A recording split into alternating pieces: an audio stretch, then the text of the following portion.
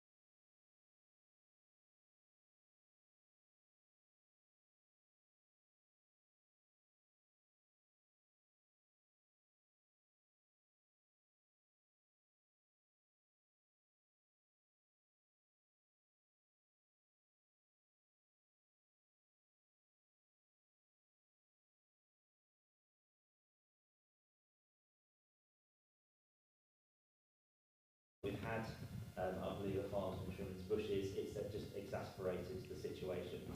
We have had a rose sweep down there once or twice, I believe, just clearing it up. We will do it again where we can, when it's safe to do so, but we will monitor it. But unfortunately, it's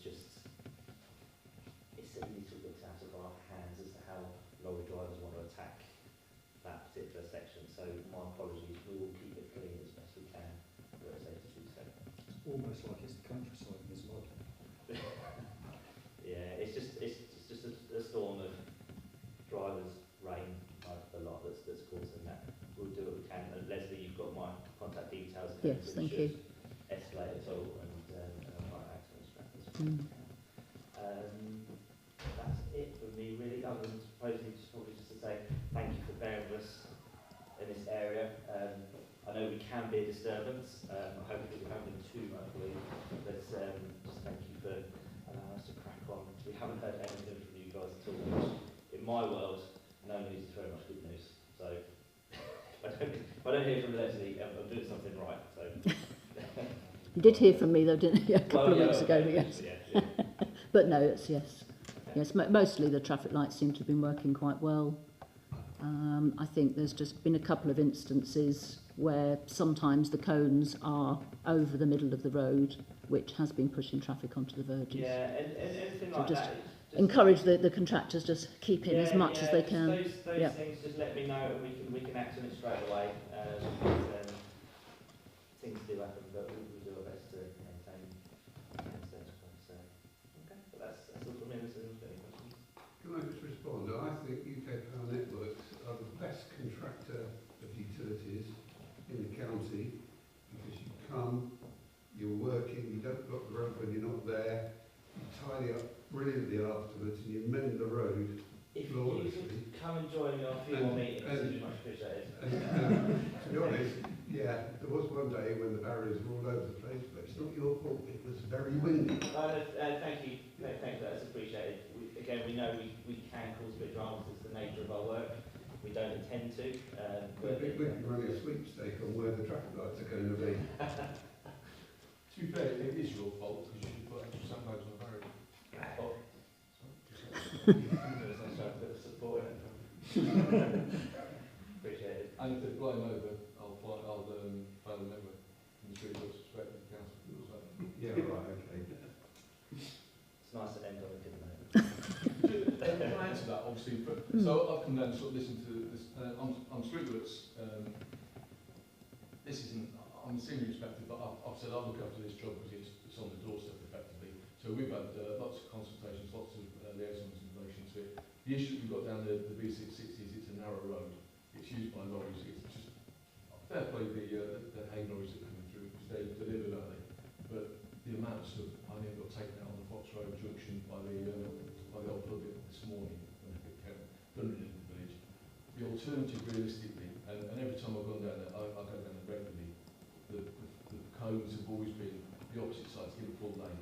The lanes are only 3 metres wide, which is the absolute minimum that we in Streetworks will allow under the new roads and Streetworks Act for a running lane. Ideally, we want a minimum of 3.5. The alternative for them would be to have a full closure of the works, which I think would be more impacted. I've spoken to our highways managers in relation to the verges at the edge where people are overrunning. It's breaking the tarmac. It's causing a massive rut down both sides of the road. Opposite where you're working, obviously, because that's where people have been pushed to. And he'll be having a chat with me next week, and then we'll be having a chat with you next week regarding fixing it. It's not the right time of year to put earth down because it turns into a swamp. Hopefully you guys finish, I think it's 24th, 25th of February. Yeah. God willing, we'll have some dry weather to top up the verge, and then we can do the full rock. And I know they've done some of the potholes, there's some horrendous potholes down there at this moment in time. Some have been fixed, I drove it again just to check today. It's not my side of the business, but I just want to do it. I think it's not a potholes. No. That's a one-way street to nowhere. Luckily, I don't do potholes. So we're still in negotiation in collaboration. We'll want to get some money off UKPN to pay for any repairs on the side of the road. And they probably don't need to, but because they're quite decent. Okay. We'll see. I know where you live. Yeah. And I'll put the details on Facebook. Yeah. Think about collaboration. From my perspective, we're still working on it, helping it in there, but that's it. Okay. Our work's now mostly in Brington, so if you're going to Brington, you'll see that we're working on a substation there. We're upgrading that.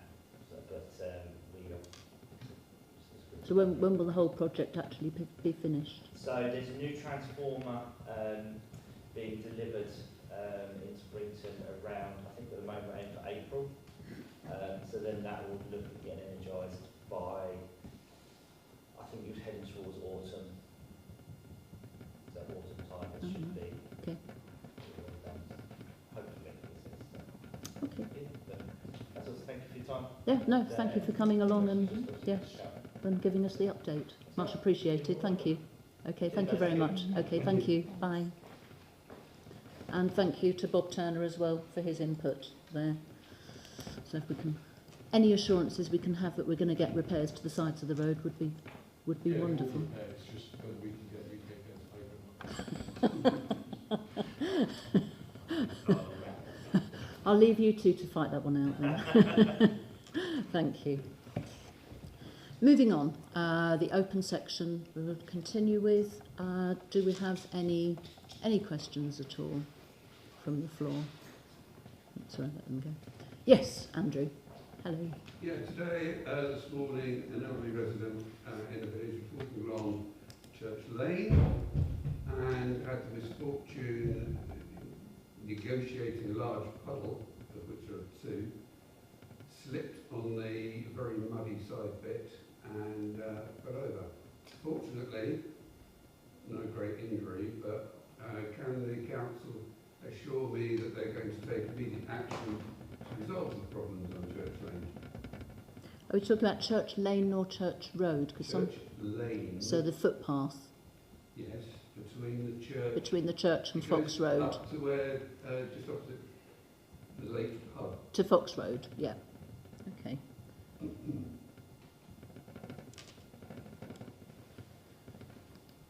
So there's a couple of large puddles. They're muddy puddles then? There are two large puddles currently which force the elderly residents to move onto the side bit, which is just a lot of mud, because a lot of people have obviously avoided the puddle over time.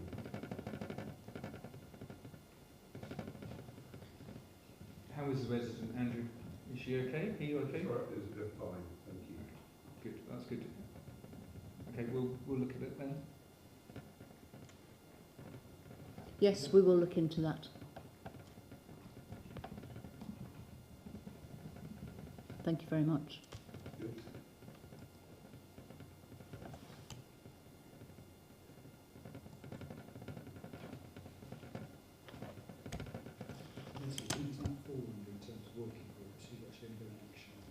We don't have a working group who does that sort of thing. It is a public footpath, so our first call will be to refer to County Council. They're in charge of highways. Madam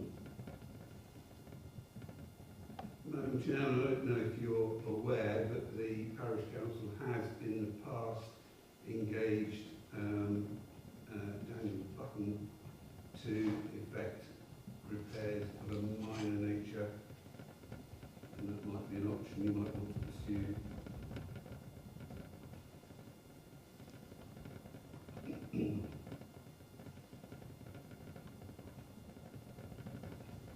Thank you very much for that information. We will look into that. Thank you. Any other questions at all? Oh. No, I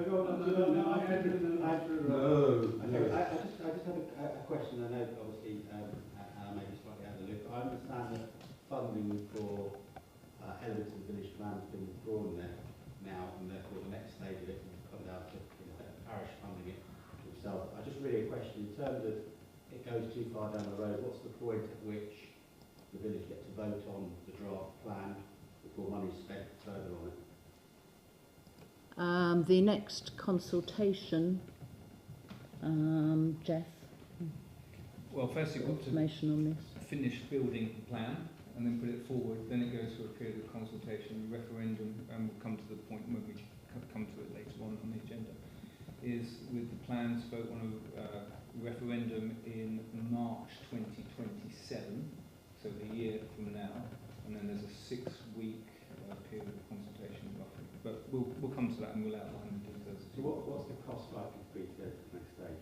The next will that step be funded? that will be funded from reserves and from the that we have.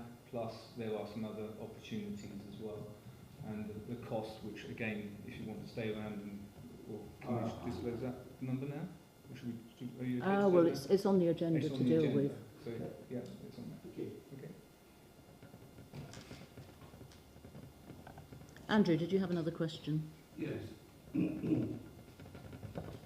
don't want to to stray into areas that not necessarily of public concern, but I heard a rumour that Ramuna is leaving. Is that right?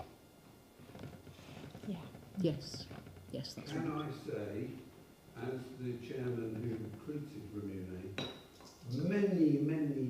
many years ago, and who have experienced her expert guidance of the council as the proper officer of the council for, I shouldn't think how long, is it 20 years?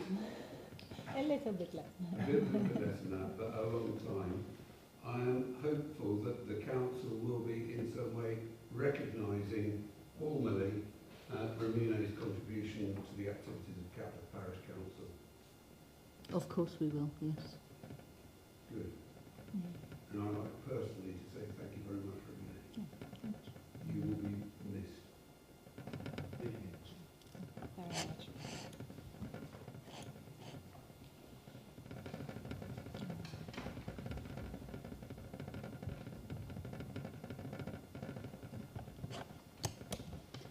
Do we have any other questions? Yes. Just quickly on that, quickly on here.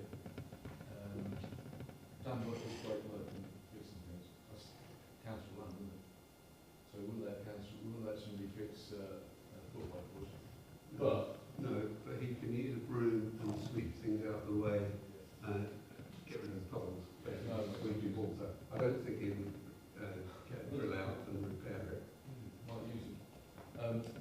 I'll have to chase some work as well. In relation to that. Okay, thank you. There's some trip hazards down there as well if you want to get stuck into it. Well, I don't go down to the river, it's really, so much why.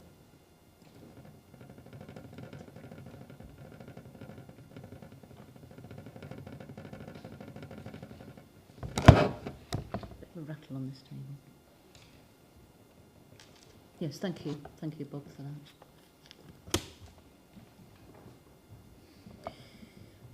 Moving on, end of the open item, so close to the floor now, thank you. Item 193, to receive and accept apologies and reasons for non-attendance. Councillors Claire Millington and Daniel Green. Thank you.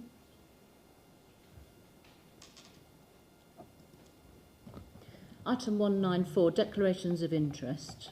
Do we have any declarations of interest tonight from councillors? No, thank you. And have we received any written requests? No. Item 195, to receive HDC and Cam County Council reports. Don't think we've had anything from Jonathan Gray. He may be late, so we may need to okay. come back to this agenda item when he arrives. Okay, He's got another meeting to I know attend. we've- okay, thank you. And the same with Ian Gardner as well. He has other meetings, so we will come back to this item if and when they arrive. Thank you.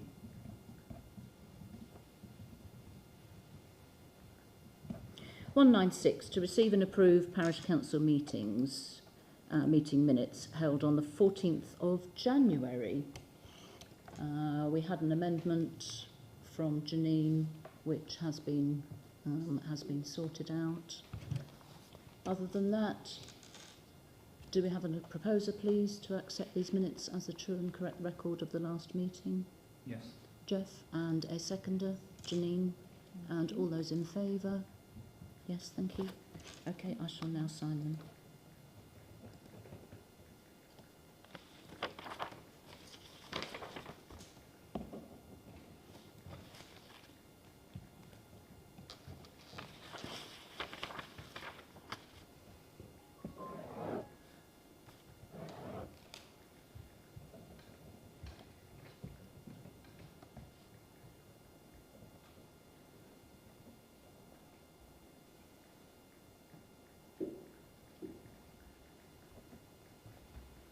Okay, so I've just written on there, replaced by amended copy.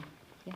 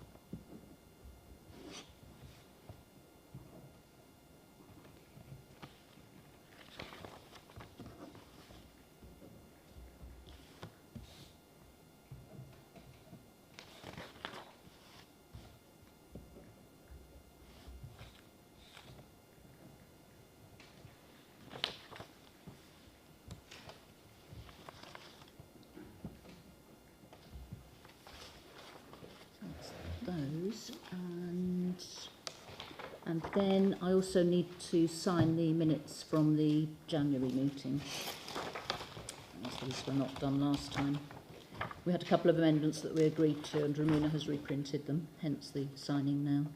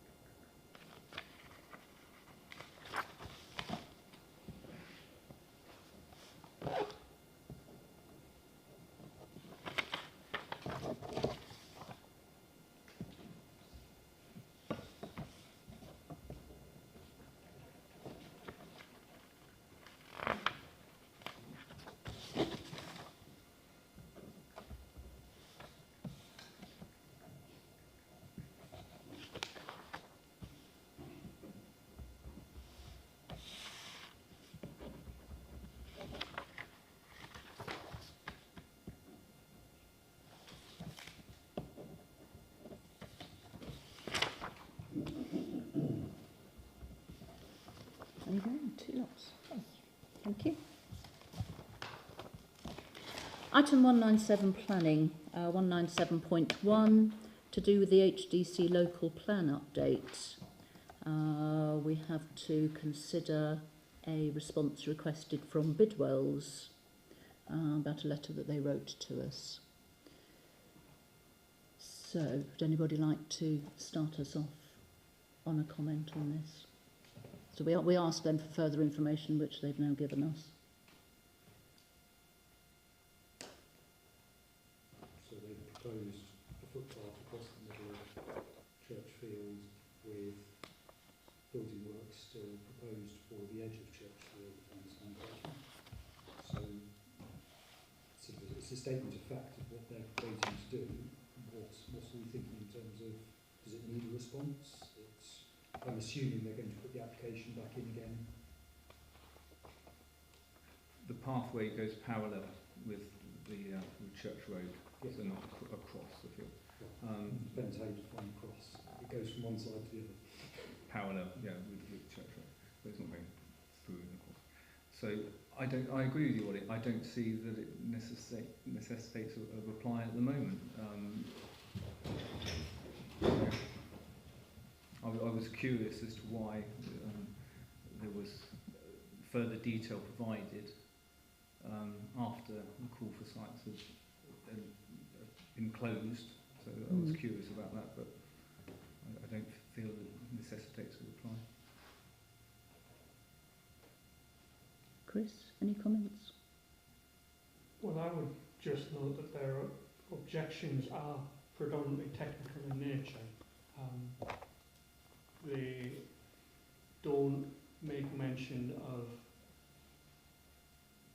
other sites within the village. And I would note that there is no mention in the objections in terms of what they have and are proposing being well supported by the community. So that's the only point I would note. Okay, Janine? I think I remember reading that they were asking to come to one of our meetings. Maybe that would something we could perhaps discuss. Mentioned in one of their, I don't think they've asked to come along. What they actually said in their letter was, we would like to discuss with the parish council. That they've not mentioned about discussing about their new slight amendment. All they said was a potential area for amenity or open space near the church, accessed from the south by the proposed footpath. And they sent us a revised map showing a potential picnic area. So that's all they've actually asked us to do. They haven't asked us to comment on their revised application to HDC or their objections. That's entirely up to us if we wanted to do any of that. So it's whether we feel that there is anything to engage in or with them. No, I don't think so. This stage. not at this stage. No. Okay. So just Chris's comment to be noted then. So is that a comment that you would like us to put back to Bidwell's, or is that a comment to HDC? That would be a comment to HDC. To HDC. Okay, so can I have a Okay. minute, exact minute, please? Yes, the objections are highly technical in nature and don't seem to mention any level of support from the community.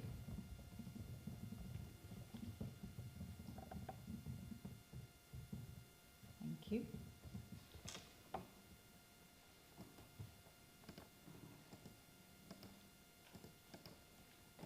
So I'm sending this to the developer.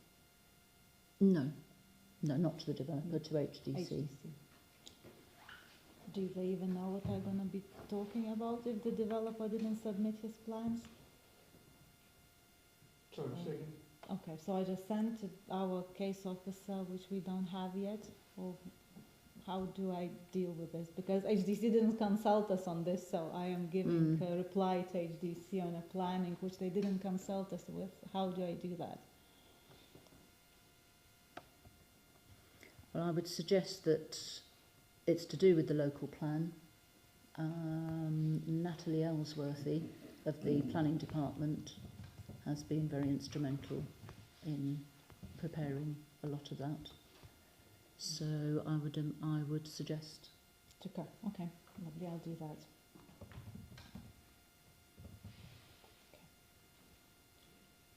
Okay. Right, thank you very much. Item 197.2, to consider the request from the Brampton Cross Working Group about, and they have written to us, and we have a couple of councillors who were involved in that working group, about widening the scope of the group to include the North Huntingdon Growth Cluster. So Janine has very kindly done us, you've prepared a report for us, so thank you very much for that.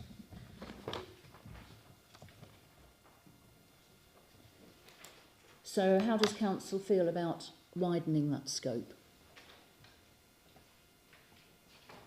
beyond what it is already?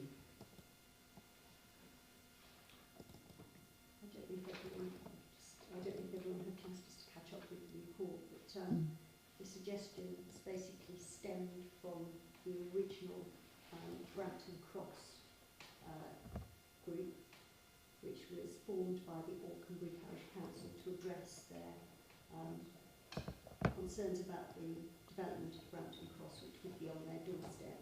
And as this has gone on, it seems that the developments are not necessarily being considered hand in hand with each other. So the intention seems to be to widen the group to be a North Hunts Cumulative Impact Group rather than Brampton Cross, if that helps just give some background and explain what the intention and the thinking behind that is. So Chris and I both attended an online meeting last week, the majority of which was to discuss another meeting which we have upcoming on the 16th, but it was just suggested at the end of our Teams meeting that it would be appreciated for other parish councils to now become more involved in the original Brampton Cross was very much the baby of Auchenbury. So now they're wanting to involve representatives from the other councils which are likely to be impacted from the North Hunts area. So that's just a briefing as to where we're at with this, but at this point we've not really further explored that. So what would the impact on Catworth be? It's all the developments. The impact really is to try and ensure that when developments are considered, they're done hand in hand. So Brampton Cross. What would the impact of this increase in Oh, working group? it's just for, I guess, for us to go to them and have an involvement within any Send that to everyone. part of what they. But is there a monetary involved? They're expecting funding? No, it was to take place within their within the setup of within the our group agenda that's pack. been Last week, developed sent by it the back. Brampton Cross group. So to have more of an active role within that.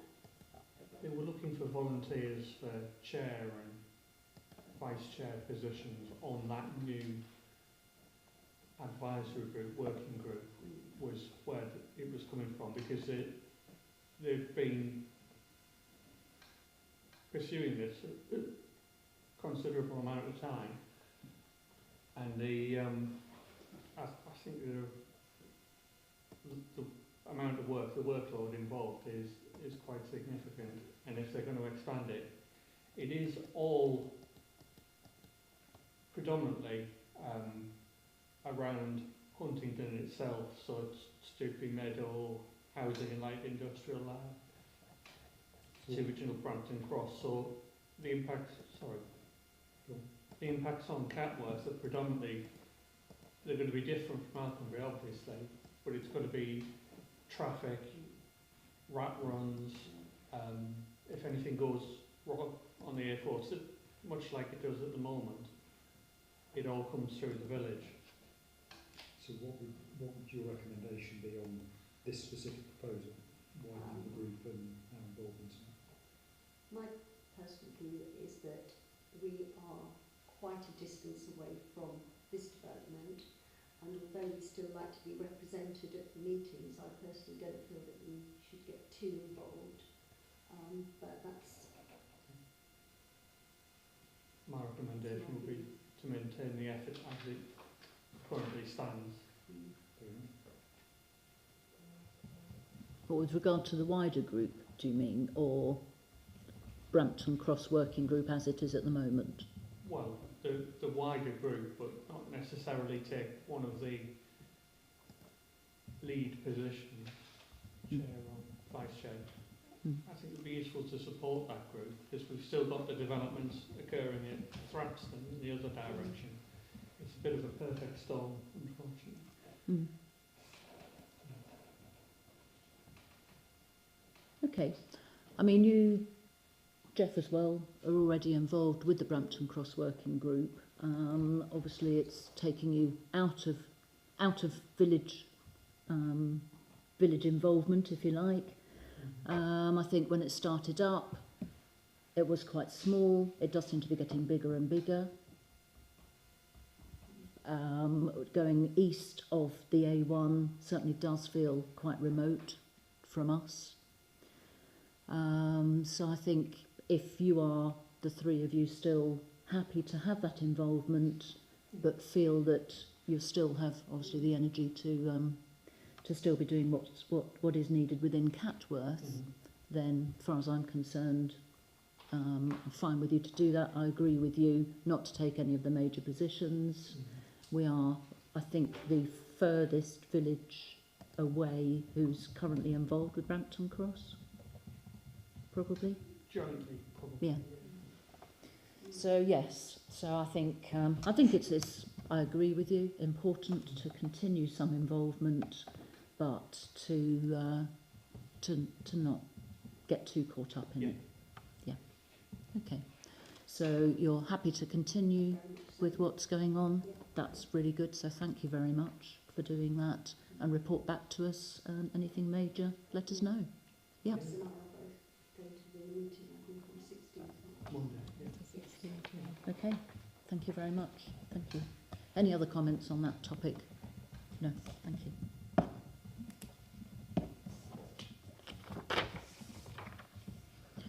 197.3, the Planning Enforcement Appeal, land northwest of 2 Thrapston Road, Catworth. This is the alleged illegal lorry park going on almost at Brinkton. Brinkton and Molesworth have had a lot of involvement with this particular situation because it impacts them a lot more than it does us, being on the other side of the A14. The only update I have is that following a meeting I had with the planning officer for Brinkton and Molesworth Parish Council, I've agreed that any further developments, they will keep us informed. So if we want to get involved as well, because we were unaware of this, really, until I happened to meet them. So I've said, yes, we will support, and they'll take the lead on it. So that's sort of where we're up to there. The appeal has gone in, nothing yet. I don't think anything else has been received yet, no. So we will keep you informed on that. Any questions at all? No. Thank you.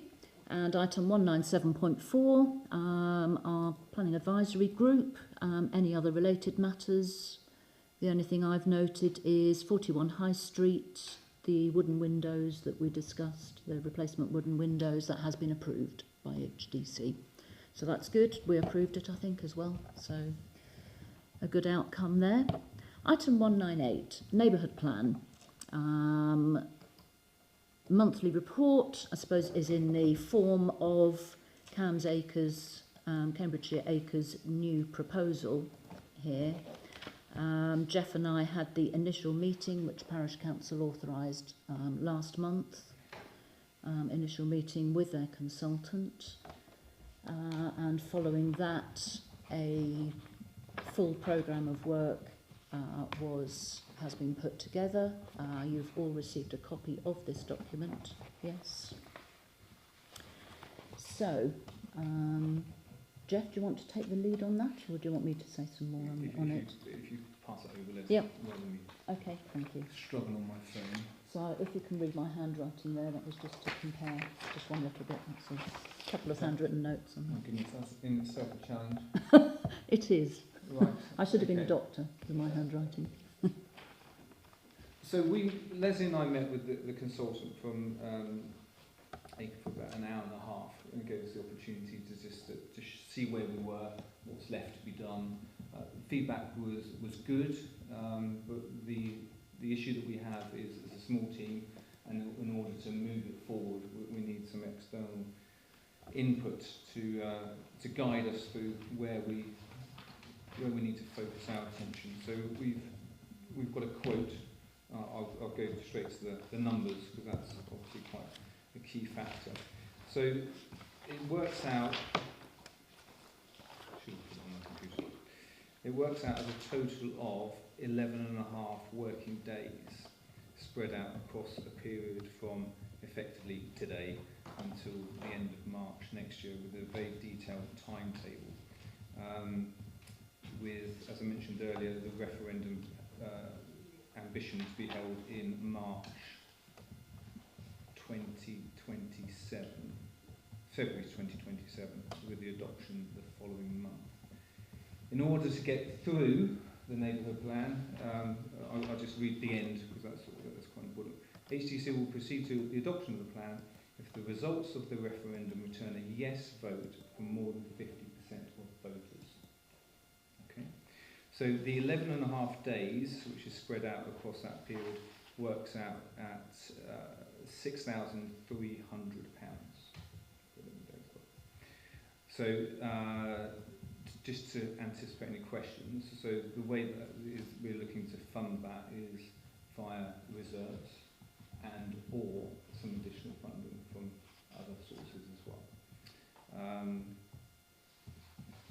So the consultation, if I see this correctly, so I can go through all the tasks if you want, but it's quite lengthy. But the upshot is that the consultation stage, so the submission Submit all submission documents in line with various regulations occur in June, which is encouraging, and then it goes through a publication stage in July to September, and an examination stage after that in November, December.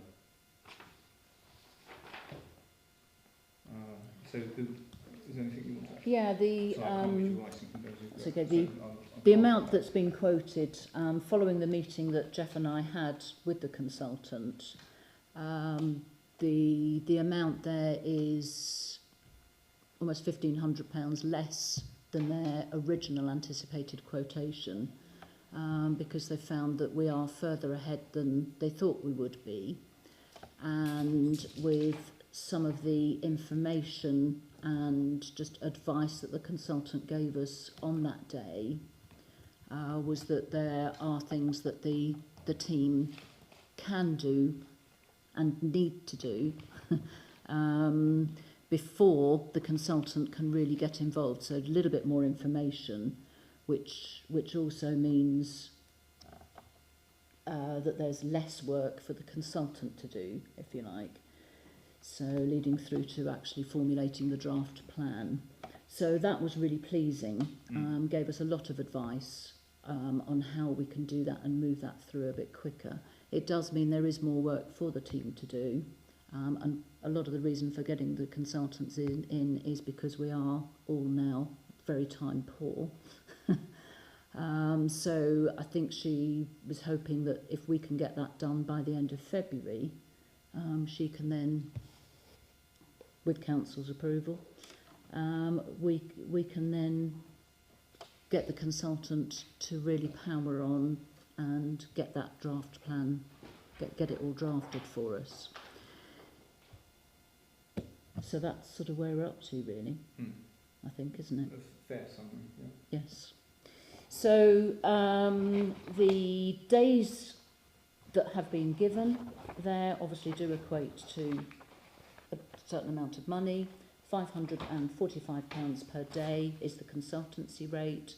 As council knows from last meeting, we did get 3 other quotations, and Camsacre was by far the most competitive, and seemed to be giving us the experience, best. because she's already worked on 15 neighbourhood plans as well, and she's working on one local to us at the moment as well, which is encouraging. So she knows the area. She'll come up, walk around the village, advise us on respective views, etc.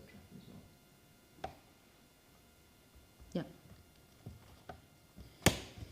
well. The other thing is that we don't have to pay for it all up front, all at once.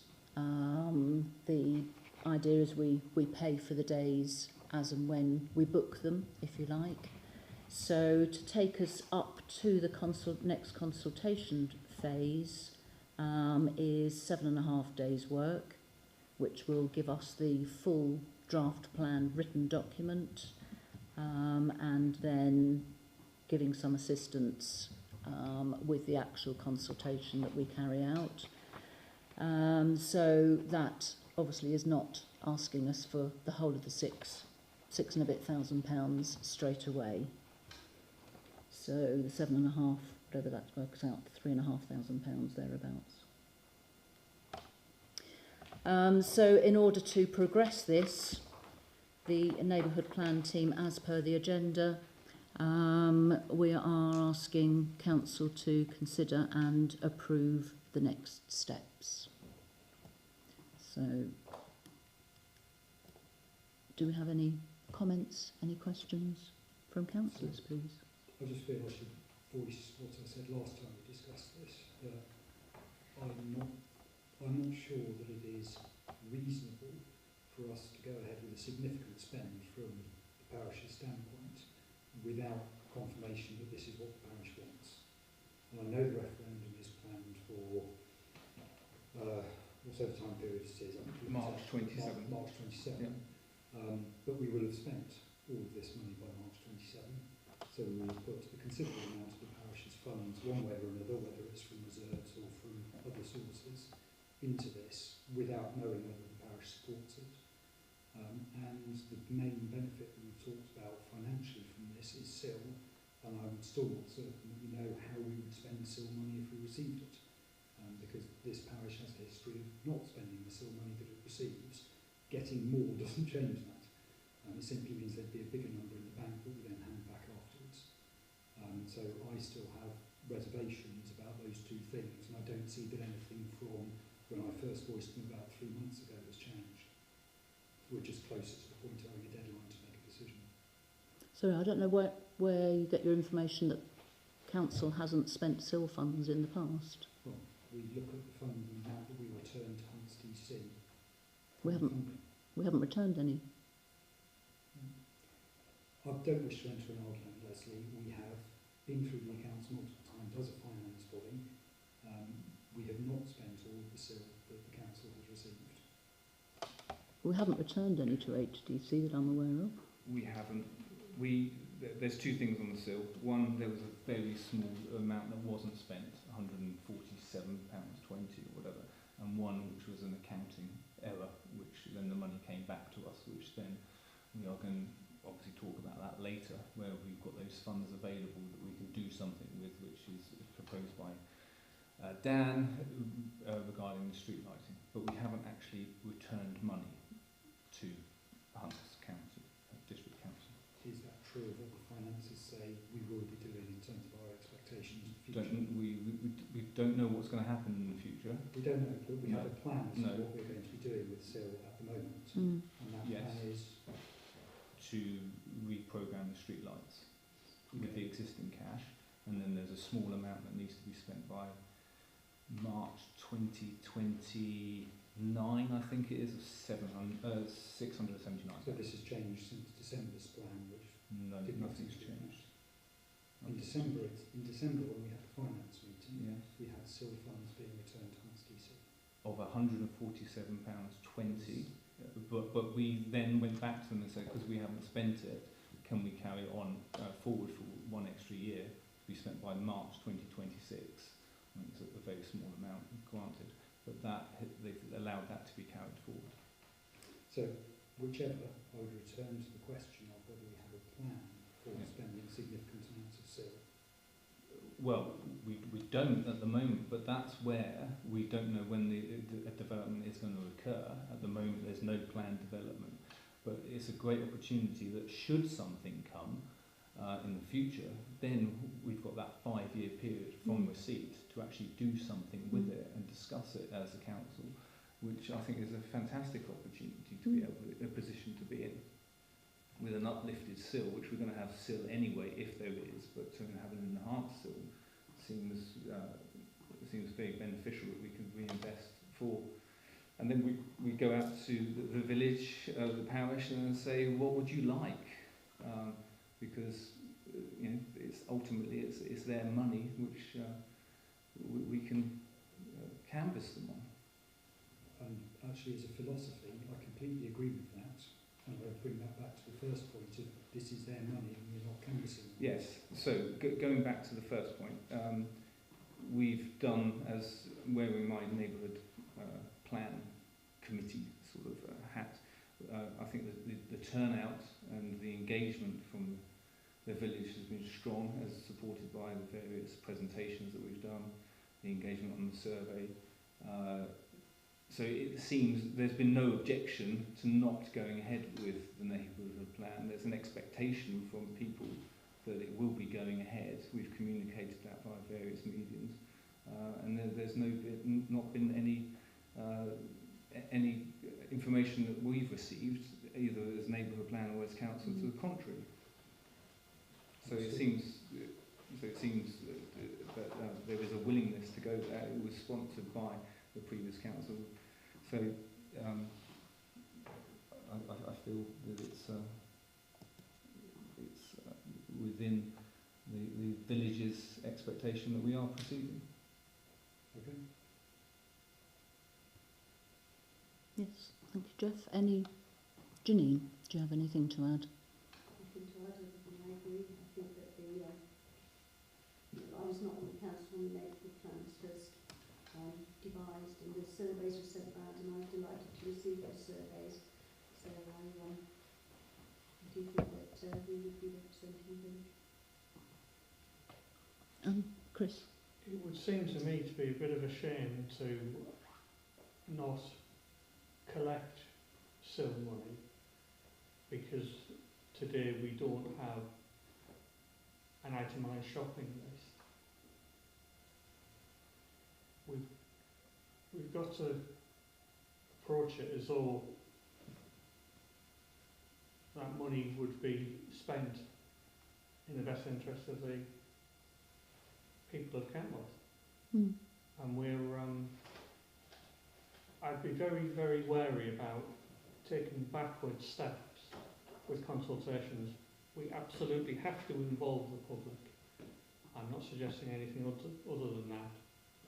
However, there is a process, we're following a process, that there are regular touch points with the public, with referendums, with open days.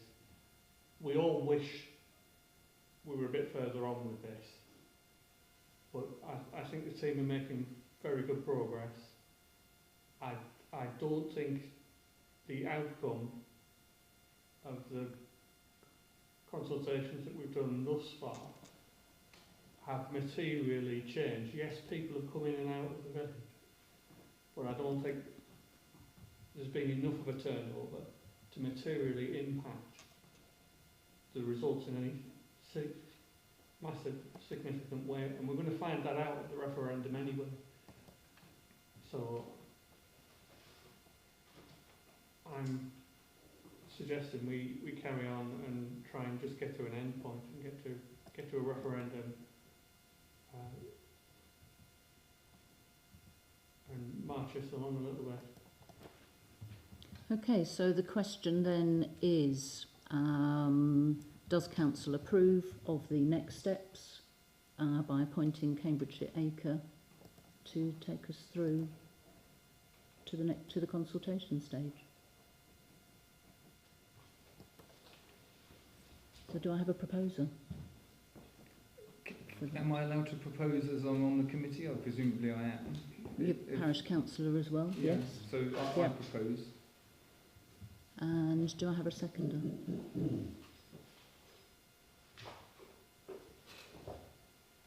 like to second it, please. Second that. And all those in favour? Okay. All those against? Okay. So noted, 4 in favour, 1 against. So we will appoint Cambridgeshire Acre then and ask them to proceed as quickly as possible. Yes, to carry on. We will sort that out with the clerk to do that. Okay, thank you very much. Item 199, the application for asset of community value, the Racehorse Pub. Update on progress. We have just on Monday received notification from HDC that they have refused the application. So the information given. Yeah. So we have. I did speak to Simon Maitland, as the chair of the Pop-Up Pub Committee, who led this. He understood the reasons. We sent through the written notification to him. So he's thanked us for the help that we gave in trying to get this through, and said that it was a shame. The only thing he said apart from that was that it was a shame that they weren't aware that this was a potential avenue you could go down to try to protect the pub and have it maintaining as a pub, that wasn't known a few years ago. So, but it was, he said, worth trying, and at least we tried, and yes, we shall continue on from there. Item 200, implementation of Martin's Law. So last time we thought that it would be a good idea to perhaps consider some CPR training because the actual potential for terrorism and terrorist acts was such that we're unlikely to have gatherings that are large enough to come within the within this particular law. However, there was more of a risk to do with emergencies, medical emergencies. So Janine very helpfully last time advised us that the British Heart Foundation do provide free online training, which anyone can go on. And then the other suggestion was whether anyone would be prepared to do anything, perhaps as we did a few years ago when the defibrillators were first put into the village, whether to have an update on a session sort of here, perhaps in the village hall at some point. So I don't think we really sort of resolved that last time as to whether we would like to be doing that, whether that's a good idea. Maybe try and see if there are any free courses that we could get from St John's Ambulance or something like that. Yes. If they would be willing to help us out, They tend to be charged, you know. Are The- they? St John's. Mm. Yeah, they are good, but they tend to be a little bit of a charge. So I think I know that Andrew Moore was involved with the defibrillators to begin with and organised some CPR for that. So as he is here, he may have something that he may like to say to us. So is Council happy to close the meeting so that we can hear from a member of the public? Yes? Yes. Okay. Yes, so Andrew. You're absolutely right. We have a British Heart Foundation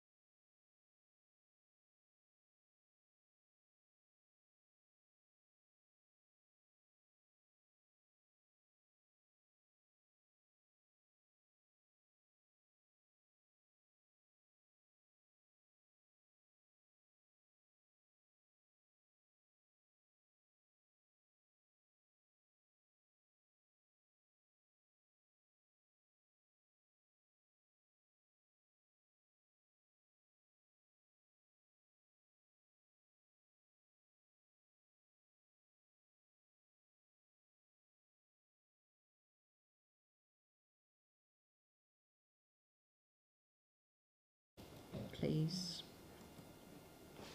Clerk's report. Anything to report? No report from me this month, thank you. No? Okay, thank you.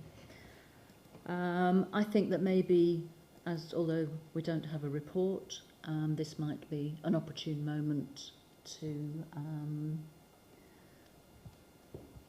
thank Ramuna very much, as has already been acknowledged at the beginning of the meeting.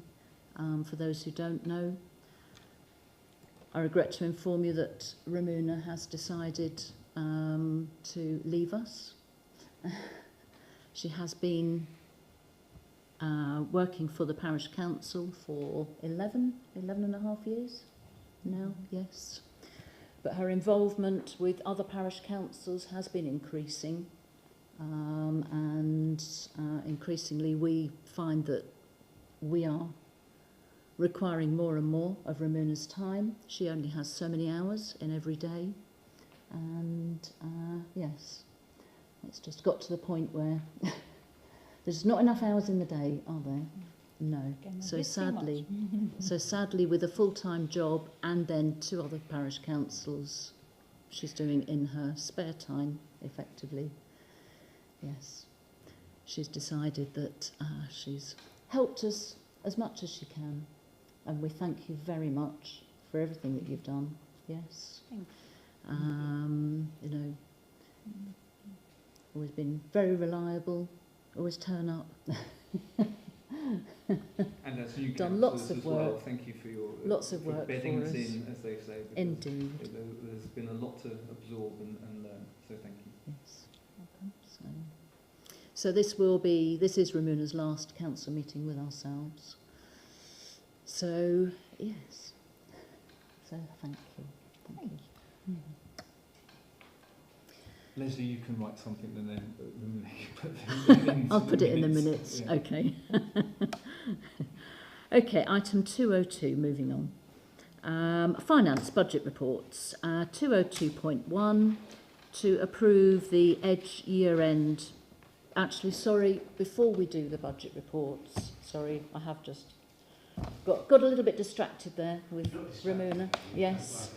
We did say that when Jonathan Gray and Ian Gardner were able to join us, we would return to that item, to your reports items. So, as you're both here, hello, welcome. Happy New Year. I know you missed us in January because you were doing something a little bit important with HDC, I think, weren't you, on that night? So who would like to go first? I think I've been nominated by Ian. We're sort of doing a double. So apologies for Okay. being late. We were at Stone Longer before we came here. And before that, Ian was at Perry. So he's on a hat trick this evening. So just from me, just a couple of things really.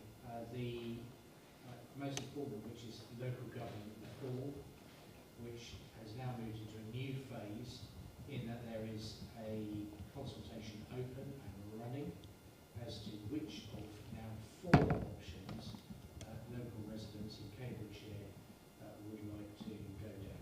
So there was a 5th option that was initially put out in the round that happened before. That was not, that 5th option was knocked out because no council supported that.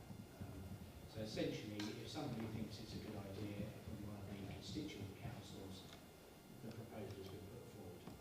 The district council, as you know, and me personally, are pushing option E, which is a Huntingdonshire unitary, which I think would be the best outcome for this particular community, for the area that I represent. We know that the Labour Party themselves put forward option D, which is basically Peterborough with Huntingdonshire carved in half, and the northern part of Huntingdonshire, which would include us, bizarrely, going into Peterborough, and the other part going into another kind of mishmash council elsewhere. The most bizarre outcome of which would be that Huntingdon would be in one council and Godmanchester would be in a different council. Ultimately, the most important thing is that if you have a strong view about it, you should respond to the consultation, which you can do online. There's been plenty of social media about that, so you can follow our MP, Ben Oxygetty. He's put some things on there the district council have as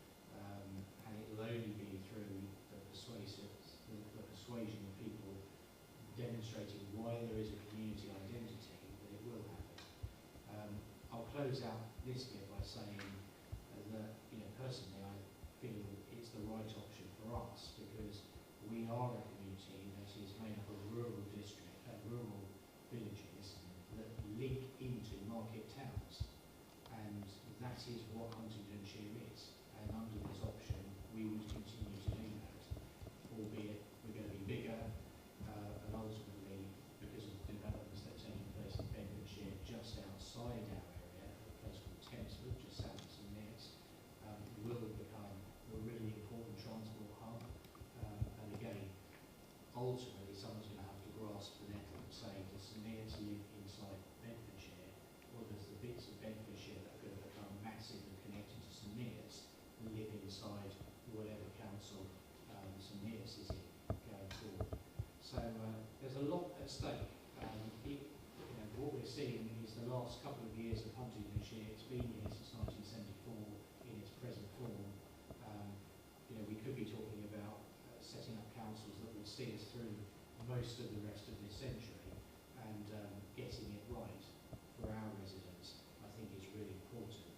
The idea that we are going to be some sort of far-flung outpost of a Peterborough-dominated council, I think would be a very bad step for Catworth, Kimbolton and the people I represent.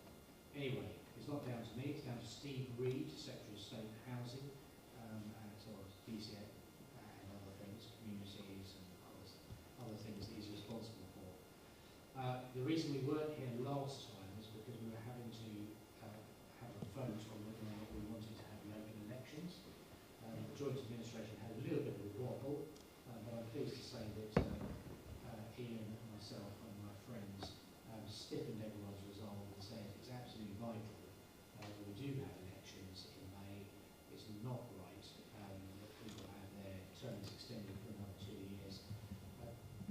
You might think this is just me saying this because I'm in opposition, but I feel quite strongly that the current joint administration were not elected as a joint administration by anybody. They're a coalition of people that have come together and imposed upon us a series of things that they never campaigned for and people never voted for. And I think it's really important that that is, for the final 2 years of this council, if it is the final 2 years of this council, that people have a fresh opportunity to say, who do we want to represent us, and are we going in the right direction, and do we have the right priorities? So elections will take place on the 7th of May. Parish council elections were always going ahead. District council elections will now go ahead in this area as well.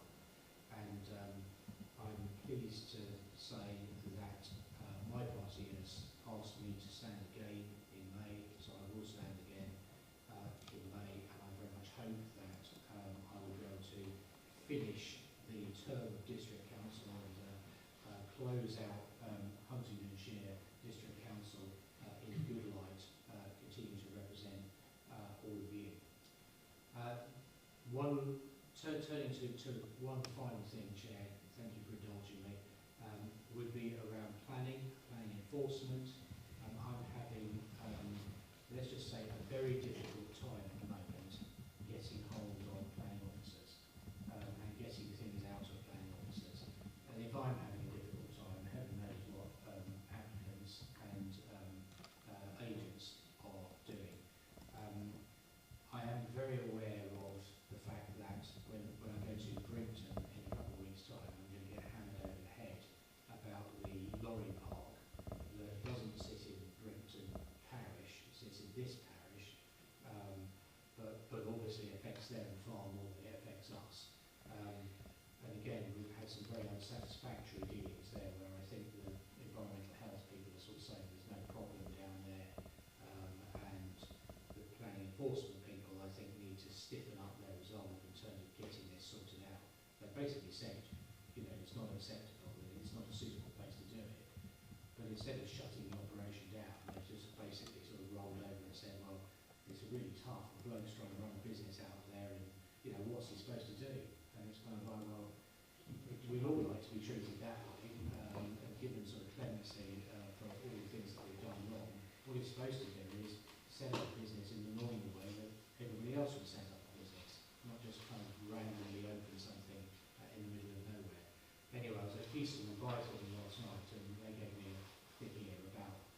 state of the road and why is it still ongoing and what have you. So I thought out of courtesy, Chair, I would just let you know that it's on my radar and I will be dealing with it. If you've anything for me, please let me know. Okay, thank you very much.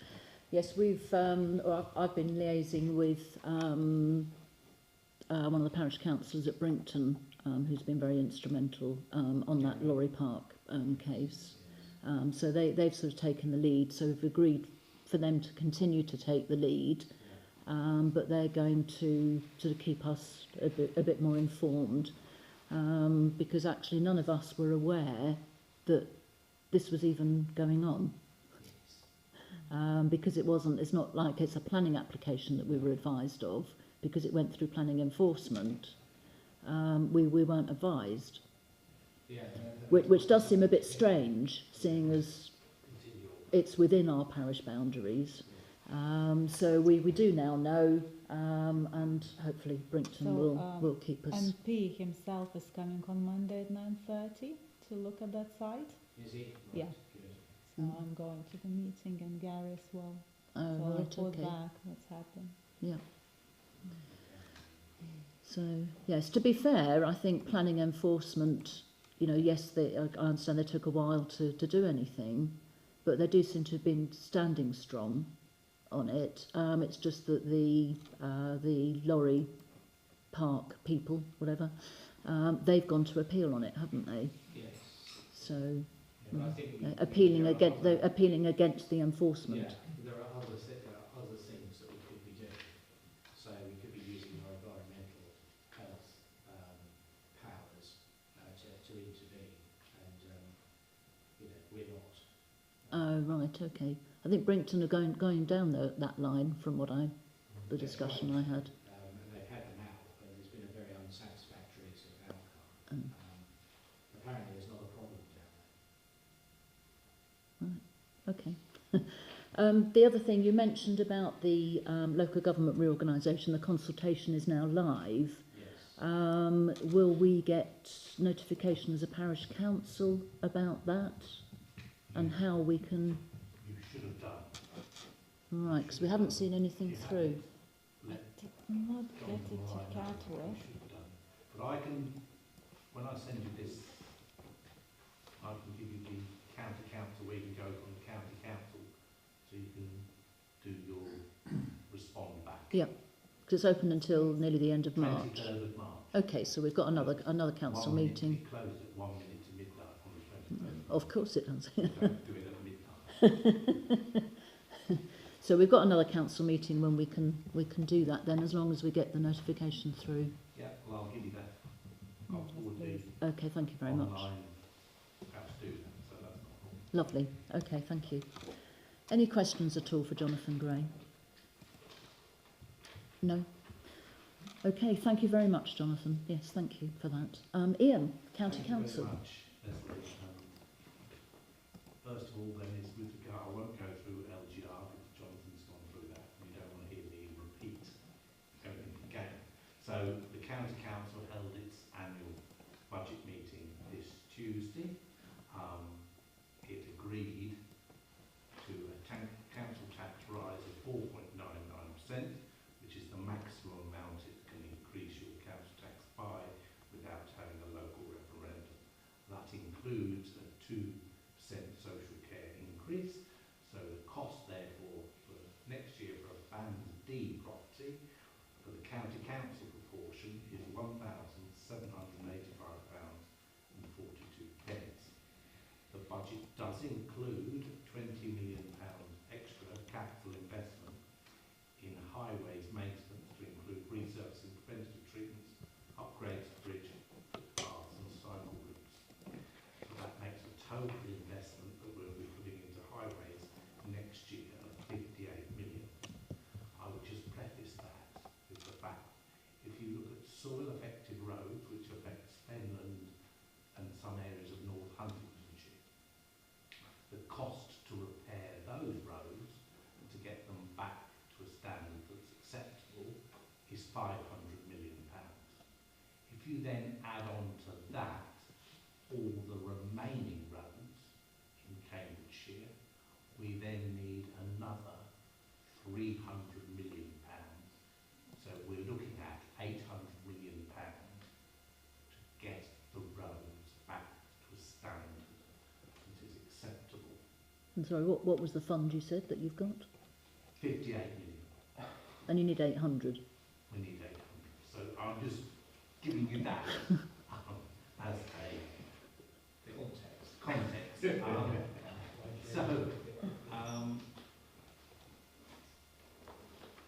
When you look at that, the council is also going to look at a draft lane rental scheme. So when somebody comes, like Clear or whoever, comes along to dig up the road, they will be charged for the length of time the highway is out of action to local residents to use. So the longer they have the road out of action, the greater the charge will be. So that is looking to come into effect from 27/28. So is that if it's the whole road or just one carriageway? One carriageway will be Oh, okay. whatever bit is portioned off. So, and they're also looking to do change to enforcement with regard to car parking, which will include bank holidays. The fire authority's precept, as I sit on the fire authority, that will rise by £4.95 per annum, so a Band D property will be £92.16. The County Council still wants you to report all highways defects like potholes, block gullies, flooding, trees, overgrown hedges, obscured signs, etc. If after a period of time, say 8 weeks, you haven't had a response on the reported tool, because you can go on there and you can check it. If you haven't had a response, can you let me know, and I will then take it up with the relevant officer. Because that is what I've been told, that I've got to give them approximately 8 weeks. So if you're not getting jobs done, do let me know. I have got a meeting next week with the Director of Maintenance with regard to the state of the roads within this division. So I am taking him to various hotspots. I'm sure you could tell me a hotspot in Catworth, but we are going to Buckworth, we are going to have a look in Covington, and we will be looking at the roads coming into Spaldwick and going into Stow Longdon. So, you know, if there is anything you want me to mention to him, let me know and I will bring it up at the meeting next week. Okay, I think Bob Turner may have some information for you, because at the beginning of the meeting tonight we had UK Power Networks come along to give us an update on their roadworks that they've been doing, and we have the question about the certainly where they've been doing the roadworks, lorries have been going over the edge of the road. The sides of the roads are all really breaking up. So the UK Power Networks are going to be liaising with Bob. So can we get a little bit of a three-way thing going on that? They should be liaising with Street Works to make sure that all the verges are put back correctly. Yeah. So if that's ongoing, that's fine. You know, that is the route that they should go down. Okay. That is what they've been doing in Brington. You know, I know we've had another problem in Brington. It wasn't down to UK Networks. So that is the route, that is the agreed route, and that is the route that they've got to follow. And then they will be, County Council will come out and check work as they progress with regard to that. Okay, thank you. If you submitted, I'm assuming did you submit an LHI scheme this year? No, not this year. Fine. No. If you want a 20-mile-an-hour scheme for the village, you don't have to have it for the whole village. If you want it for part, you can submit a scheme. You've got to do that by the 27th of March.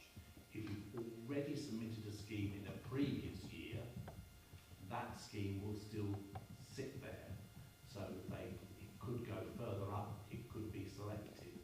But if you want to look at it and review it, then now's your opportunity to do so, because there may be various things you want that could improve its chances of being selected if that's what you wanted to do. Okay, so if we do nothing If you now, do nothing, and we have submitted in the past, yeah, that will still that's still that's there. still ongoing. It's still ongoing. Okay, so we don't have to keep You resubmitting. don't have to keep submitting. Okay. If it's there, if you've already submitted, it sits there. The only thing I would say is, depending where it was, you might find you might need to look at it and just tweak it, and that might give you a better chance of being successful. Okay, thank you. Then, with regard to flooding, the county council has produced a new flood kit grant of £1,000, which you can get to help with resilience within the village. So if you want that, then you need to go onto the county council website and type in flood kit grant, and it will give you the application form. Now, £1,000 is available to parish councils and flood groups, and it is being dealt with on a first come, first served basis. So the quicker if you wanted it, the quicker you've got in your application, the better. So that's live now. That's live now, unless they've spent all the money already. But I don't know how many will apply. But it's for the whole of Cambridgeshire, so it's not just Huntingdonshire; it's for the whole of Cambridgeshire. Okay. So I think that really covers everything, unless there's anything you wanted to raise with me. I know everywhere I'm going at the moment, all my emails are potholes. So I do understand, and I am pushing pothole repairs as hard as I can at every council meeting that I go to. With regard to Covington, I've told officers, as far as I'm concerned, they should not be paying for the work that's been done by the contractor, because it's an absolute disgrace. So, whether they'll do that, I don't know. But at the end of the day, they're coming out next week to see what's happened there. Okay. But I'm quite happy to chase any potholes that you've got that you think are not being done quickly enough. I think our worst two have been done on the B660. I went to Parish, as Jonathan told you earlier, and there one of the parish councils, she drives regularly into Bedfordshire, and they have a pothole hit squad, They do. which sounds to me to be a very good idea. But what they do there is, if they come into Catworth, they don't just do pothole one, we'll do that one there, and leave three that are not quite up to that. They would do the lot. Now, to me, that seems quite a good way, because then you're not sending out vehicles umpteen times to Catworth or wherever. But so it's a suggestion I should go back to the county council. So that's really all I have to say, unless there's anything you wanted to raise with me. We have got a non-pothole question for you, which I think is Good from grief.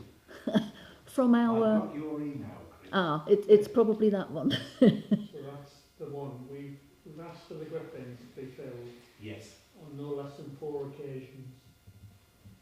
And Right. it's not been filled. I was assured on the 28th of last month that it would be filled as a priority. They would be filled as a priority. I'll chase that up for you. I'd also like to try and have a conversation deeper into Cambridge Council about the potential for upgrading Tottenham Church Road to a primary route, because there's all sorts of use of that route by school buses, large school buses turning around, and there's a couple of blind corners on there. Is that something you could There's Something I can look into for you and see if we can do that. I know they have their set routes, and there are the primary ones, and then there are secondary routes. So, you know, it really depends how the county council budget. You know, I can ask the question, but I can't guarantee that they will change anything from what it is now. No, I appreciate that. I'd be glad of your assistance with it. Yeah, I can ask the question, not a problem. I think we've been trying for about 3 years to try and get it upgraded to a primary route because of the use by school buses and school children and pedestrians who have to walk along the road as well. Church Lane. Well, it's Church Road, yeah. Okay. So it does, because of, sorry. I was just going to say, they still haven't done the pothole outside the church. No, No, so I noticed that tonight. I thought, well, because you and I pointed that one out, didn't we? We did. Leslie? When we had the officers stood there, and I'm thinking... yeah, we've stuck a cone in the middle of it at the moment. Yeah, we've put a cone in it. Yeah. Well, I was in Barra last night, and the amount of water, I could almost been swimming down the road. But never mind.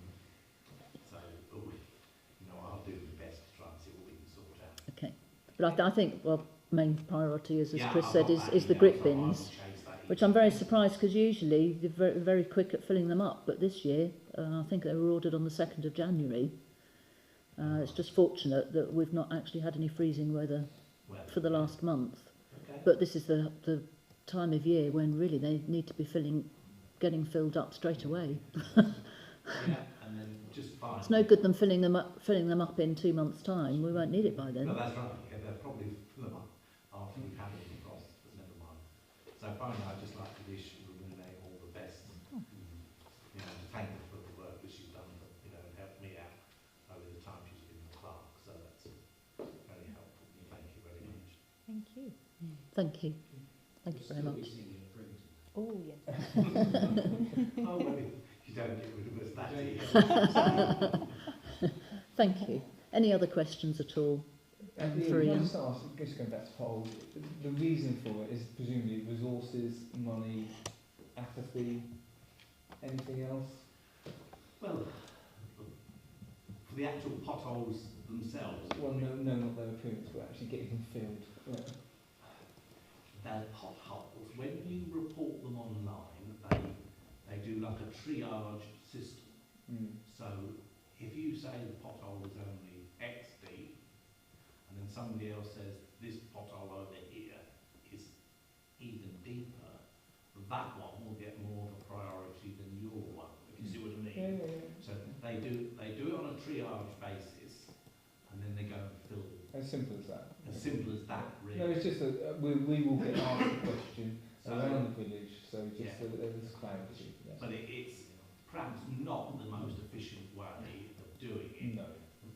The more efficient way, I think, and what I've always argued, is that if they're coming to a village, it's not quite like when you're in a town, you know, everything's reasonably close, but if you're coming to somewhere like Catworth or going to Stowe Longer, what is the point in coming all the way to Catworth and doing 2 potholes, when if there's 5 or 6, even though some might not be quite thereabout, you might as well do a wall while you're in there and then move to the next village. Yes. Yeah. Because then your resources are not being spread so thinly. Yes. I will keep pushing that point. Thank you. Thank you. I'll say something. Yeah, we usually have this at the beginning in the open section, so yes. I know that the local highways officers used to identify all the potholes and issues on the roads, and the highways inspectors are now gone. Yeah. We've got the highways management officers Yeah, we've got 2 double workload, double workload. and there's no doubt at all, if you repeatedly report something, they will see that popping up in their inbox, and they will sort of speak to them in the day. And so they'll probably get prioritised in relation to it, which is... Yeah, but if you only report it once, so you are better, you know, I should tell you that. You are better to keep, every parish council keep reporting it, and then it should get done quicker. But I shouldn't have to tell you to do that.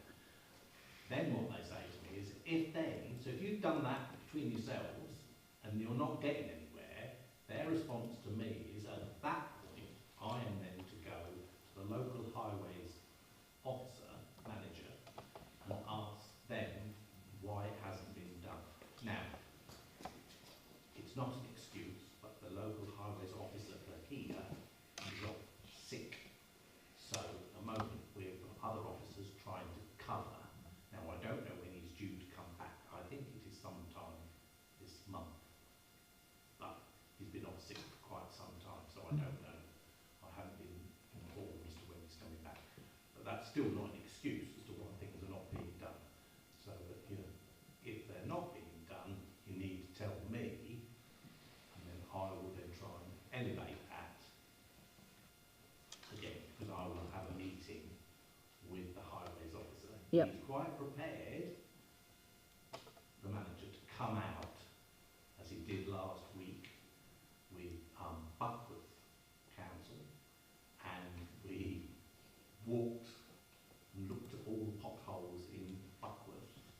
As a consequence to that, that is why I've got his boss coming to look at it next week, because we both felt that this was a more serious situation and it needed to be escalated. So I've escalated it higher.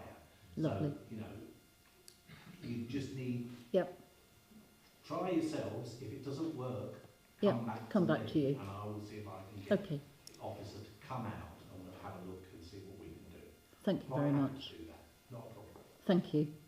And finally, thank you very much for your involvement in getting the trees, the problem That's big all right. trees, And then sort of there was not one not other- not sorted, but you've got us Yeah, in yeah. touch with the people who can sort that, and the householders are now And then just, are now in touch with them. So thank you for that's very for, kind. for, Thank you for very getting much. that moving. Thank you. The other point I just thought about that I need to mention to you is, you know, the Brampton Cross working group, that's now changed. It's now they're Yep. making that the Huntingdon North Cluster working group.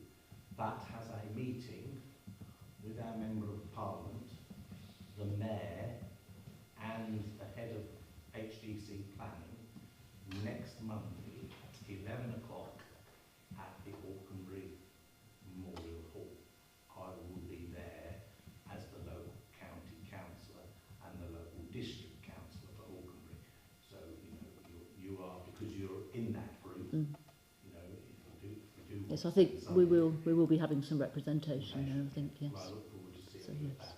But I just wanted to remind you that that was actually going on Monday. Yep. Thank you. Thank you very much. Yes, All right. and thank you for coming along. Thank I you. look forward to seeing you next month, hopefully. Okay. We're not get caught with another meeting. Thank you. Thank you very much. Bye-bye. Thank you. Bye. Moving on to finance, item 202.1 to approve the Edge IT year-end package. We have a choice of bronze, silver, gold or nothing. So do we have any comments on this at all, these packages, end-of-year packages? Can I ask the clerk what you would recommend, be it that you're also leaving? Which package have we gone for in the past? Bronze, I believe. Yeah, we did, but I Yeah. always covered under Bogdan if I needed extra help. Right. So that was under Bogdan umbrella. Okay. Because things did go wrong, and it's a lot of technicalities and things to press and go forward. As I've shared first step, Yeah. and there are way more of those. So sometimes things do not go, and they need to log in and update or change or help. So it's Because I think there is more free year-end support, isn't there, this year than they've offered it before? is, yeah, because it's really difficult to do that one. So it's not Okay. an easy one. It may go easy. One year I've done easy, another year it wasn't easy, so I don't know. So that's why last year we covered, Bogdan covered a bit more expenses because I didn't want Catworth to pay more, so they said, okay, that's fine, because I needed more help. Okay. So that's why I wanted to show you how it is, and maybe you'll do it very easily. I don't have the time to do that. I'm sure it's not that complicated. I would recommend we go for the bronze. The reason being is that we won't have a responsible financial officer with your departure. So I'm prepared to roll my sleeves up and have a go. Let's go with bronze, and if we have to do anything else, we'll adapt accordingly. Okay. Unless anyone's got any preference to go silver or bronze or gold. Let's see how we go first. So I'll book for bronze. Please, yeah.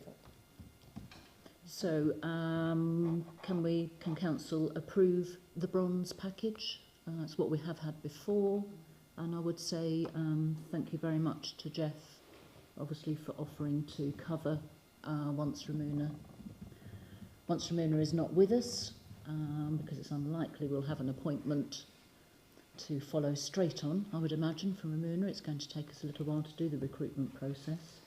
So in the meantime, as Jeff is a chartered accountant, hopefully he will be able to navigate us through that. So thank you very much for offering to cover in the short term for us, Jeff. That's really helpful, thank you. So could I have a proposer, please, to initiate the bronze package? Chris, propose, second, Janine, and all those in favour? Yes, so carried unanimously. Thank you very much. So will you inform them on that? Yes, thank you. Item 202.2, to note the January 26 bank reconciliation, all noted? Yes, thank you, noted. Item 202.3, to note new audit requirements.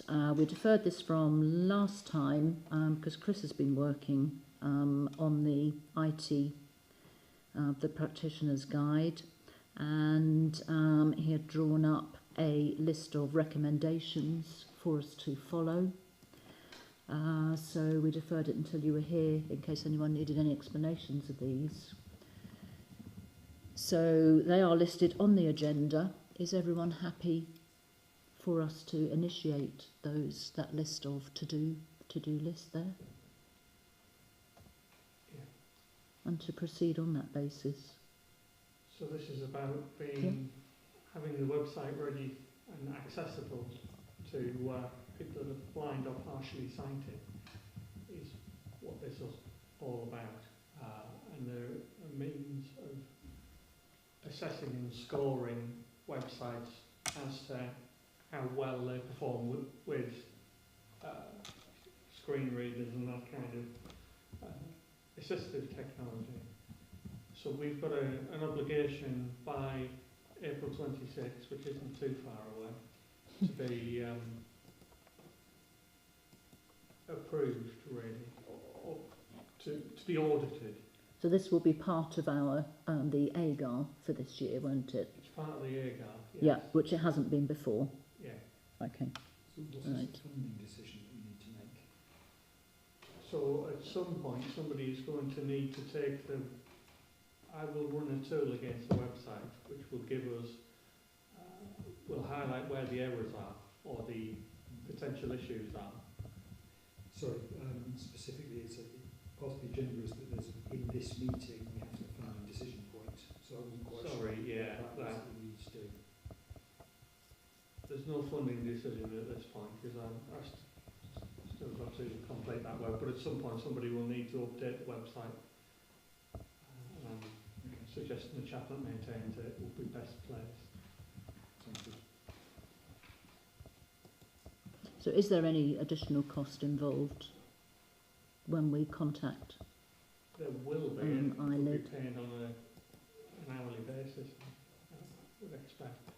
Because we have an annual We fee do. that we pay, don't we? At this meeting. So just for any additional advice, we don't pay any extra for that. No, I think today they emailed about assertion 10, website hosting, email and website compliance and accessibility. So there is a forwarded email this afternoon. So that came from eyelid, from our website supporter. So maybe that's something they're working Okay, on. I Will make couldn't- our life easier. I couldn't access anything because it Oh. it didn't seem to carry Yeah. on. Okay, I've got everything. Oh right, okay, because that didn't open when I clicked Yeah, on so- that.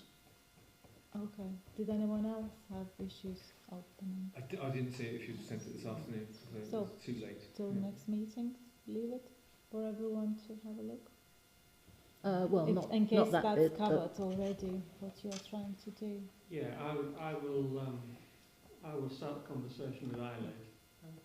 I think we need to get on and do these things because April is not very far away. So yes.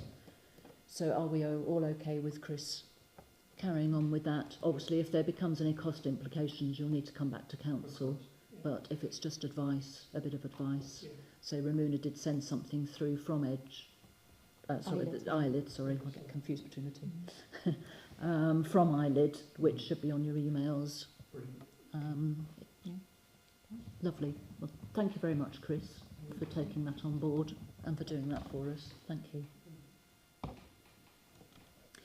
Item 202.4, to approve and adopt the new transparency code for smaller and greater authorities. I know we've had this on for a little while now.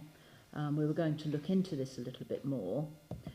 One question, actually, having had a look, and the finance group have had some extra information that we've been reading through as well, is we have this down to approve and adopt a transparency code. Usually we adopt policies as such, not codes. So is this something we actually have to adopt as such, or is it a code that We we have to comply with as we abide do? with it, so Okay, because I noticed that's this our code has... guidance how to do Okay, because I things. noticed this code has been here since 2014, Yeah. but we've never been asked to sort of adopt it as such From new before. council, so I thought we should all look at it. Oh, right, Yeah. okay, fine. So it's not necessarily a case of adopting it, it's we need to be aware of it Yeah. and Once make we sure that we're adopt and look complying at with it, it. it doesn't change. I guess Right. so often. Well, because these are the rules that we've got Yeah. to respect. They are, Yeah. but we have So lots it's of not- rules. We've got no choice No. but to No. apply the rules. So No. I looked through it. I sent a note to you Yes. and to Thank Ollie you. as well. Again, there's nothing. There's a lot of words in there, to be blunt, that aren't really adding a great deal more than we already know. The issue is looking at the numbers where we forecasted back in December.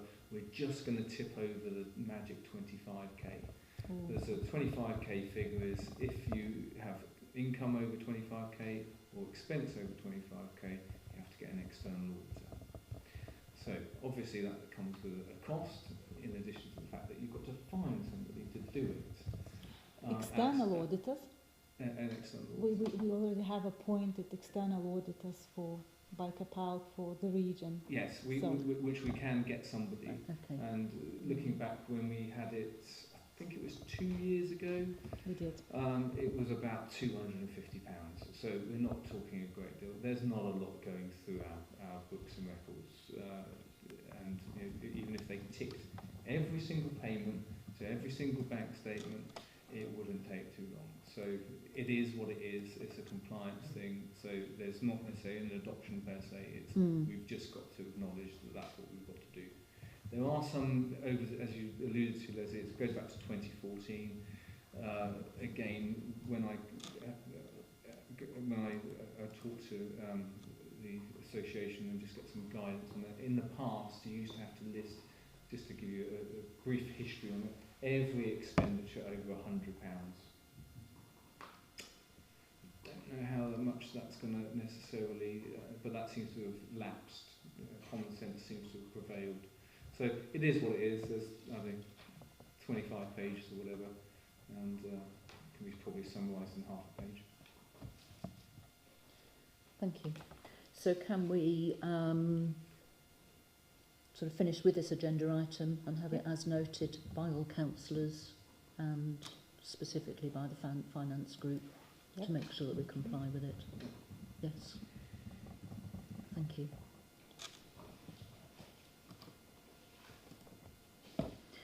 Item 202.3, to approve February's payments. So we have the list that's on the agenda. We did also agree last meeting that because N-Power Can I just get a glass? Yes, yes. Because NPower tend to invoice us somewhere around the 7th of the month, which is quite often after our agenda has come down. The dates are They're very variable, aren't they? They're variable dates, yes. So quite often after the agenda has come out, but before this meeting, and when we then leave the payment through until next month, we then find that they start writing to us and complaining that they're going to cut us off and all this sort of stuff. So it was agreed last time that if we've got the invoice before the actual meeting, we will put it on the onto the payments list. So we had the invoice through councillors. It was circulated to councillors. So have you been able to put that onto the payment list for us, onto the bank? I did, yes, I did. Great. Lovely. Thank you very much. Thank you. Which is significantly less than previous bills. So to note that in addition to the 4 items on the agenda, we also have the NPower January invoice for, including VAT, £209.06, which you will notice that over the winter months, generally we've been getting charged over £600 each time. So despite the fact that they haven't actually confirmed to Dan, who's been dealing with the street lights and trying to get this down, they hadn't confirmed that they had managed to do it, so we must surmise that they have managed to now reduce, which is very pleasing. Well, very pleasing. Let's wait and see what Dan says. Yeah. So if we could please, if I could have... You've seen the bill, Ollie? Yeah. It's lower. I'm not sure what assumptions we can make about that. No, absolutely. No, we can't. Yeah. Because if there was a credit in there, you would have thought that it would have been patently obvious on there. Yeah. But yeah, so it's, I'm interested So we're to see what Dan... Fingers crossed on that. Yeah. Dan unearths in the coming weeks. Indeed. Thank you. So, so do I have a proposer for the payments listed, which total £2,813.65 plus the £209.06. Yes, I propose. To pay those. So, yes. And Chris will second. All those in favour? Thank you very much. So we need some approvers on the bank then, please. Jeff and I did it last time. So we have 2 other people to do it this time? I can do it. Yeah. Anyone else able to do those for us? Chris? Okay, thank you. Okay, so Ollie and Chris this time then. Thank you very much. Yeah, I've added the payments on, so they're in the system. Great, thank you. And all of the invoices are, so the And NPower is separate, isn't it? Yeah, and a separate email with the all invoices. Ramina sent them all through. Monday? Is that on Monday? Yeah. Monday? Yes, Monday. Right, thank you very much.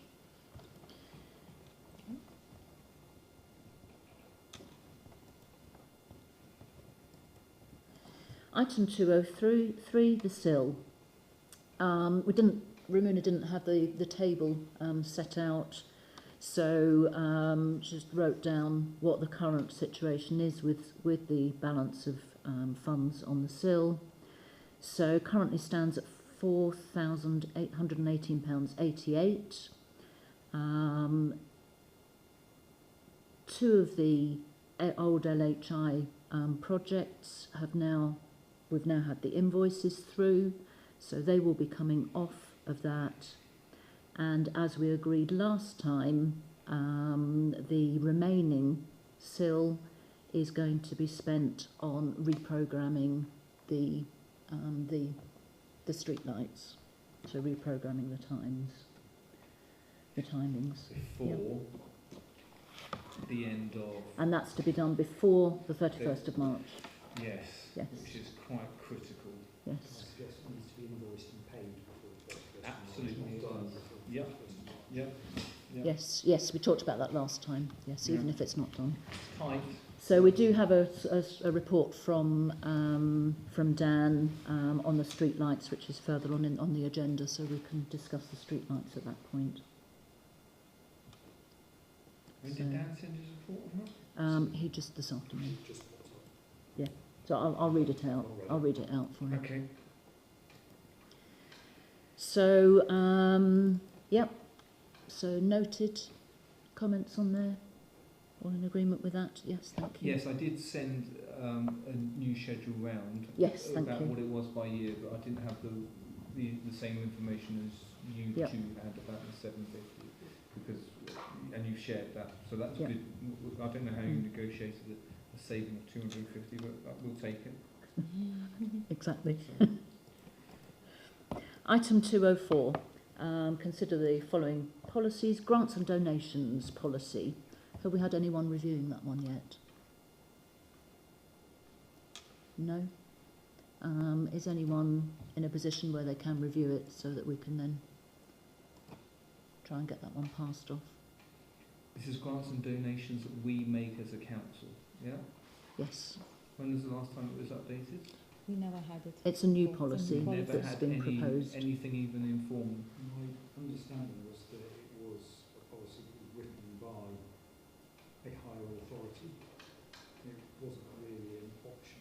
It's Bogdan's law, no borrowed. But didn't they get it from someone They else? borrowed from someone else, Yeah. yeah. We do have options on the policies. Yeah. We don't have to do them. A lot of the policies are optional. So we've had we've had the standard wording, which we just need to review. So It can be simplified, I guess. is anyone able to do that? So sorry, I'm not able to take on any extra work If over you the send it course of through to next me, month. I'm not going to fight you over it. No, go ahead. If you want to send it through to me, I'll have a look, and perhaps Chris and I can have a look at it together as he was Okay. about to volunteer. So But just for again, review. then. the simpler the better. Yeah. Because we don't get approached much historically, do we? No, No. But at least we can put it on the website and say we've got Mm. it. Okay. exactly. Okay. Okay, thank you.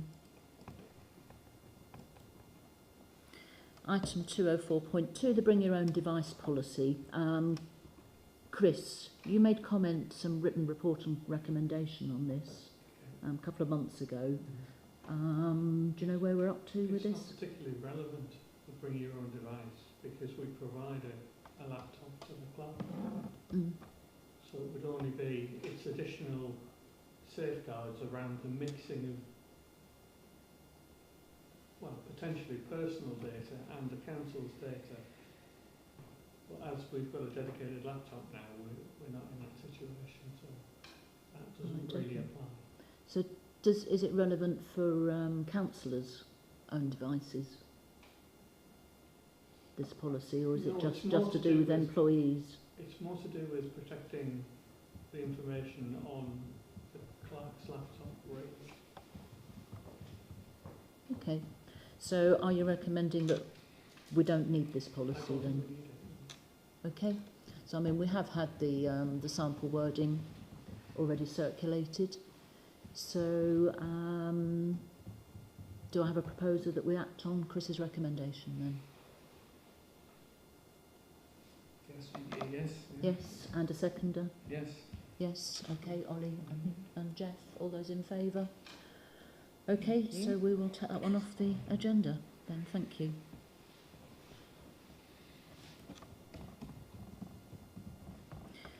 Item 205, review of the model financial regulations. I know, Jeff, you've had a lot of other things you've been doing for the council the last month. Yeah. Sorry, let me just. 205.1. 205.1. Yes. So I've made a start, but Okay. it's given the recent news. We'll have to pull it together a little. There's some cleaning that needs to be done on various legacy things that are on the bank, for example. So it's just about getting into a bit of a pattern. So I think given the fact that one of us is going to be the RFO as well, I'll circulate what I think are the risks, but it's quite low Okay, thank you. So you feel on general. we'll do that by email before the I'll next set it out meeting. yes, I will do that for the next meeting, yeah. Thank you. So I shall defer on that one. And the 205.2, similar one, is the financial risk assessment and the risk summary and risk register. So presumably the same applies. Grouping those effectively together. Yeah. Thank you. 205.3, the risk assessments, which Ollie very kindly put together. I have got some queries, and I've sort of noted them against your risk assessments. I'm really sorry. A few things have happened the last week. Nothing to do with Ramuna. Some personal issues going on. So I've done them, but I haven't sent them to you yet. Okay, So I'm really sorry. I've been very tardy on that, because I know you did this a while ago. But I just got a few queries. That was all. Yeah. Yeah, thank you.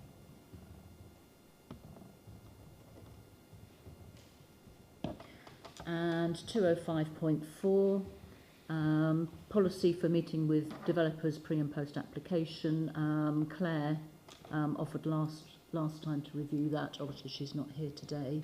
I don't think she's had a chance to do that, so that we will have to defer again. And then we move on to 205.5, 0.6 and 0.7, which cybersecurity, website accessibility and the IT policy, which I know, Chris, you put together IT policy for us from the model policies that were given, which which was circulated some little while ago for us all to look at. Last time, when you weren't here, it was suggested that whether the cybersecurity checklist and the website accessibility statement could or should or not be combined with the IT policy under one document. No, it's a simple answer. The website accessibility statement is formulaic wording, and it has to go on the website in a prominent page position. Okay. And as for merging the other two, they're relatively new policies. I'd let them run for a year and let's see where we get to. And we can always look at merging them at the review point, the next review point. Right. I'd be reluctant to start merging them and then find that we're going to, as we find flaws with it, we take bits back out. Yeah. And they don't really stand on their own. Okay. So still to keep them as 3 standalone documents then? Well, the accessibility statement isn't really a document, it's a publication on the web page. But yeah, we keep. Okay, because I know you've already done those. They've been circulated for some time. There was just that query last time. I know I've had a look at them. They'd all looked very good to me. Thank you very much. So can we please approve these 3 documents tonight? Everybody's had the chance to look at them. The 2. Yeah. So the cybersecurity checklist and the IT policy, yes. Yeah.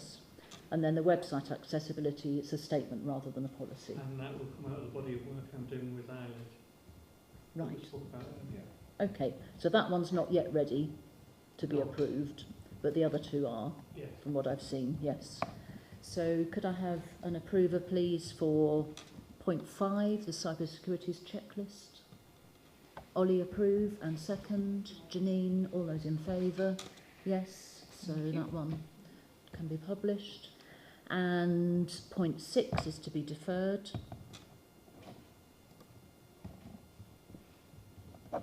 And 0.7, the IT policy.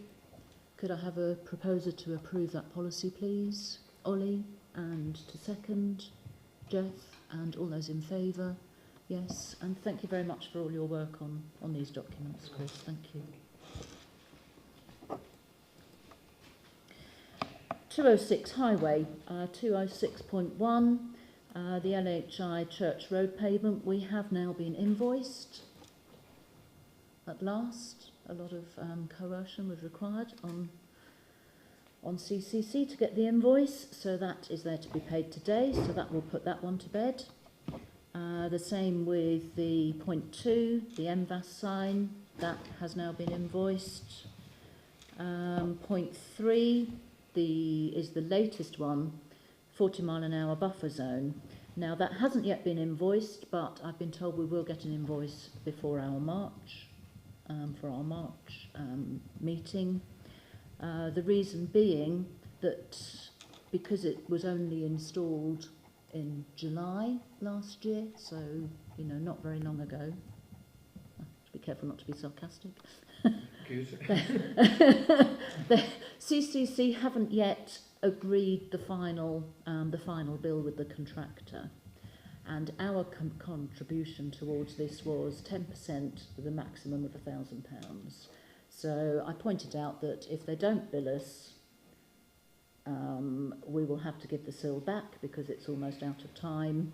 So the agreement that I came to with them is that they are going to bill us for £750, and if the final bill comes through from the contractor for less than £750 at some point, we'll get a rebate, so we can keep that.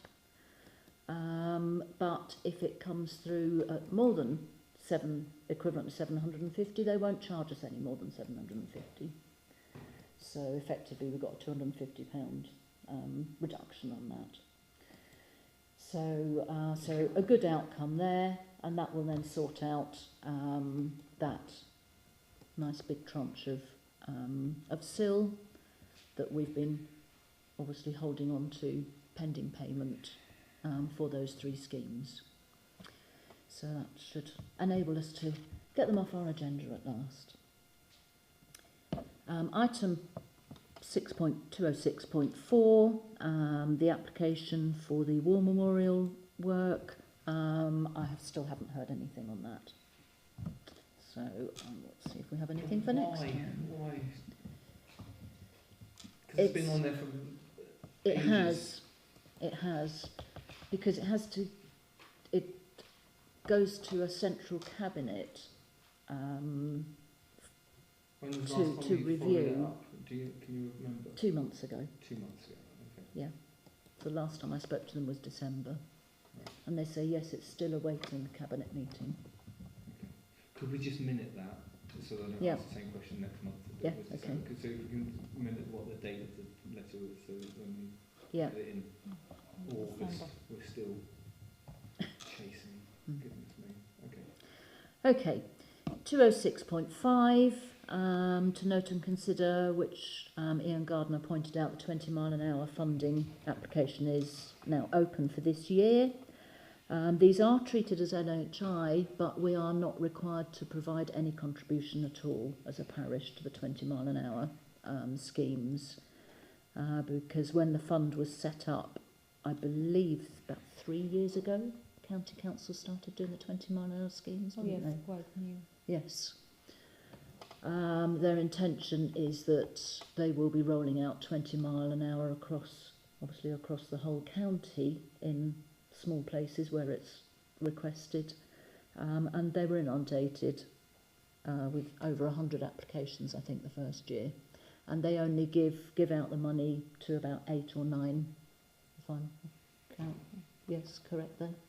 Yeah, they only give out money to about 8 or 9 each year. So the first year we were almost at the bottom of the list, but last year we were about halfway up the list, so we are moving up the list. And that is in respect of Church Road and Church End, which have previously been requested by quite a few of our residents from both Church Road and Church End had been requesting. What year, when did we make that application?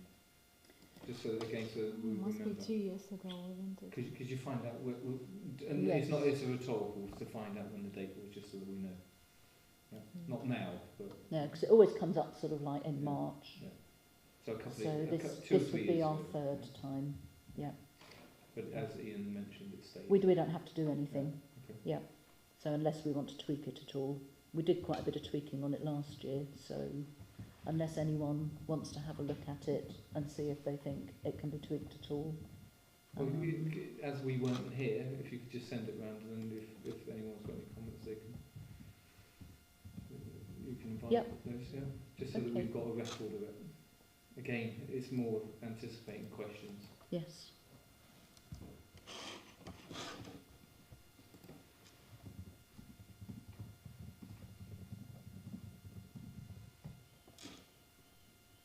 So we'll find the application from last year and circulate it round to everybody. Who submitted it online? Do you know? Did Claire do it last year? Yeah, we need to check because I may not have it. It's all done online, Yeah. wasn't it? Yeah, I mean, when an individual councillor does these things, often it goes back to that councillor rather than the clerk. Okay. Yeah, Here's what just it- how fine, it- just how that's it is. Okay. Right. Okay. I'll ask Claire. I'll check my emails as well. Yeah, I'll ask Claire. She has a copy of that if she can send it round. Right. Item 207, council assets. The playing fields. Over the course of the last month, I've realised that our new councillors are not aware of the relationship between the parish council and the playing fields committee.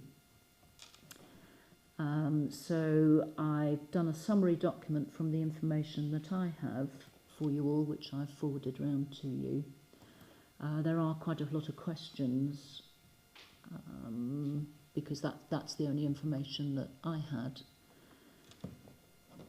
But the upshot of it is that we are, what's the word that I want? We do have the We or have sort the of title the and authority. ownership. We have the title to the That's- yeah. playing field. Yeah. So at the land registry, it is in the name of Catworth Parish Council.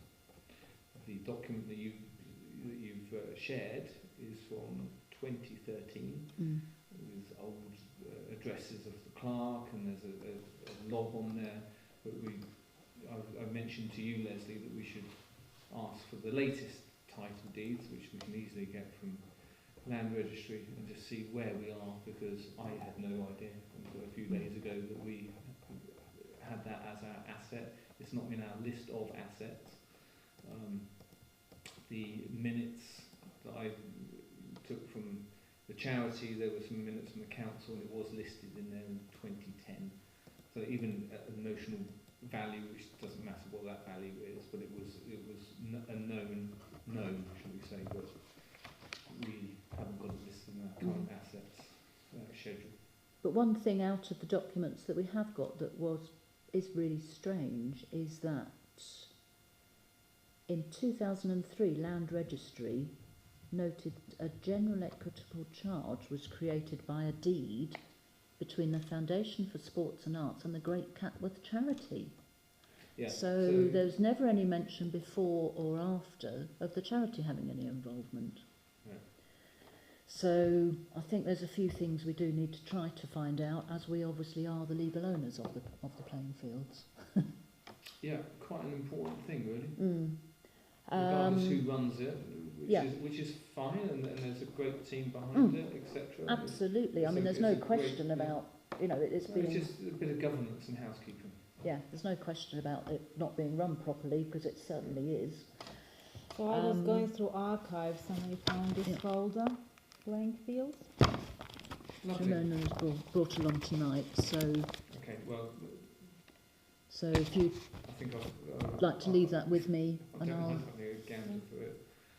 Well, so I'm happy to, as I've already Well, done the summary report, Yeah, go for it. I'll yeah, take that yeah, and, yeah. and have a look through If and we see if can there's any get more the land information. registry, and so we've got an up to date, and then we need to change the address, contact details, on there, etc. But just to know what's been registered. Yep. Okay. And the other thing is, as part of the original deed for the playing fields, the parish council does have a right to have a representative on the playing fields committee, which we used to have a representative until past councillor who left about 4 years ago, Stuart Rupp. So he was on it then. Since then, There hasn't been a councillor who's sort of felt that it was appropriate for them to to be on there. There wasn't their thing, if you like, doing things to do with playing fields. So it is something that perhaps, as we are the legal owners, we should consider having a representative on the playing fields. Can I suggest we think about that? So shall we? Not unless anybody Okay. has an overarching desire to go and raise their hand now, and then see where we are with what's in Yeah. this buff file. Because I know Dan sort of has a bit of connection with them as well. Okay, that's So great. as he's not here today, I think that may be something he may let's have not some assume. input on. Let's Yeah. We've raised it. So if I see what more information we have in our archive Yes. file, Yeah. and then let everybody know, and we'll And We'll just return to establish this next whether month. They're according to their Yeah. governing document, Yeah. because it's a bit Okay. opaque as to whether it's a charity, which Yes. it doesn't appear that it is. So in the meantime, do we want to have a chat with Mary well, about it, let's- or shall we see Okay. what more information Let's we've see got? what you've gleaned from there. Let's go. Yeah. Let's Okay. go with this new information that we've got here. Yeah. May throw further light on it. Right. Okay. Okay. Yes, thank you. I will circulate, as I did with the summary report, anything further that I glean Put from in that. order Then. that land registry title deed. Yeah. So are we all in agreement with that? It costs £7. Yes. Yes. Yes. Yeah. So we'll approve obtaining that. So could I have a proposer then? So Janine and a seconder, Ollie. Yes. All those in favour. So we'll obtain those deeds then for the £7.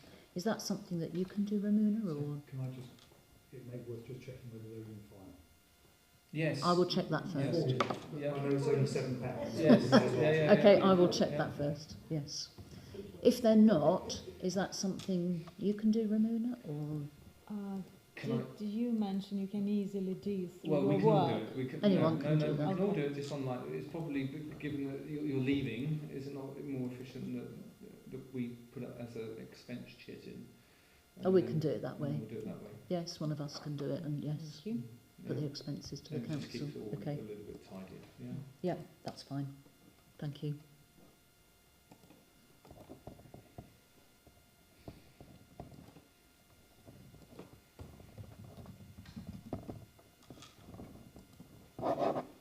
Thank you. Item 208, to receive reports from councillors' individual portfolio responsibilities. 208.1 public footpaths, nothing from myself. 208.2 MVAS. Mike usually submits his reports just before council. Unfortunately, he's been ill this week, so nothing in there for this week, for this month. So we'll get 2 through next month. 208.3 trees and hedges. Nothing to report from me on that this month. 208.4 grass cutting. Ollie, have you managed to do anything? Potential contractors. Recently, because I haven't had time prior to this week, I had responses from 2 of them. One of them is Steve Treadaway, who I happen to know personally, who does the grass cutting, etc. in Spaldwick already. The other one I just received before this meeting, so I haven't had a chance to review.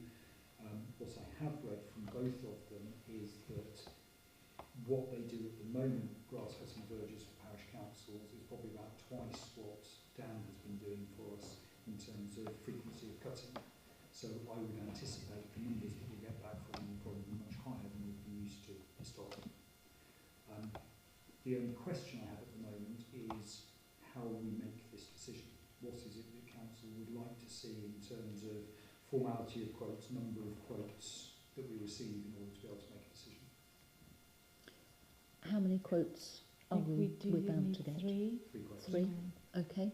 I haven't yet approached Daniel Button to find out whether the reason he stepped back was because he just didn't want to do it, or whether it's a can't afford to do it at the rates that are proposed at the moment, etc. I think I had an understanding he's got another opportunity. Okay, so he does have time for doing this I one. believe so. In which case I won't approach But him. we I'll can just give us a quote if Okay. needed, I think.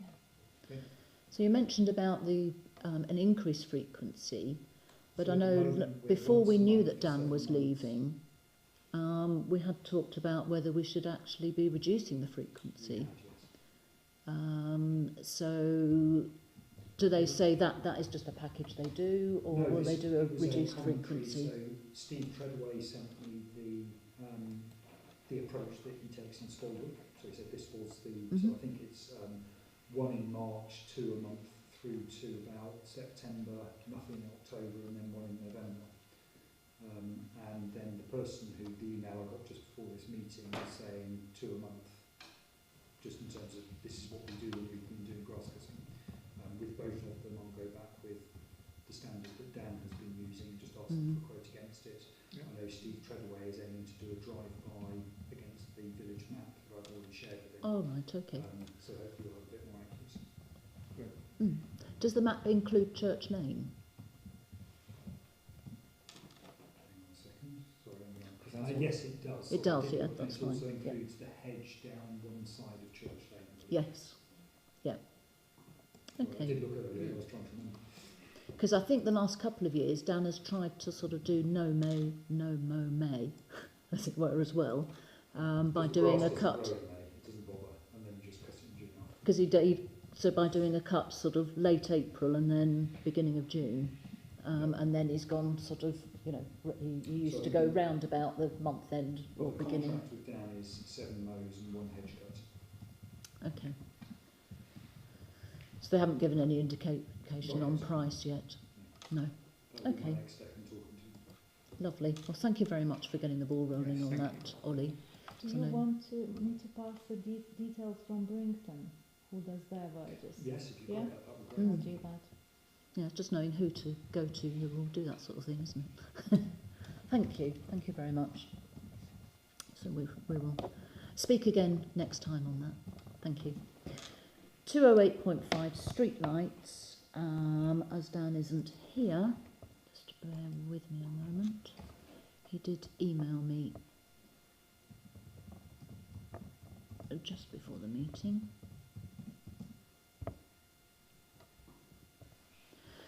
Okay, so he has now managed to get a response from Peacocks, who installed the street lights, the new part of the street light project for us.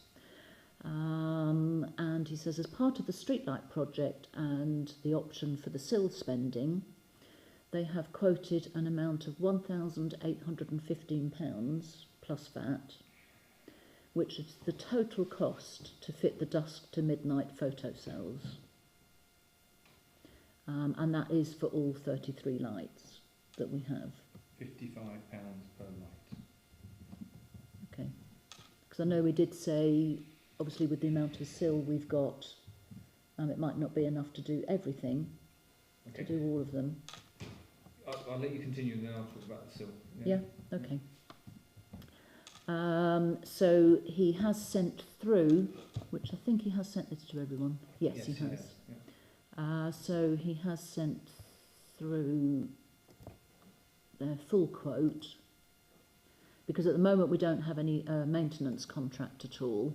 So he asked them just sort of what would be their call-out fee and what would be the cost if we did have something that broke down and needed replacing.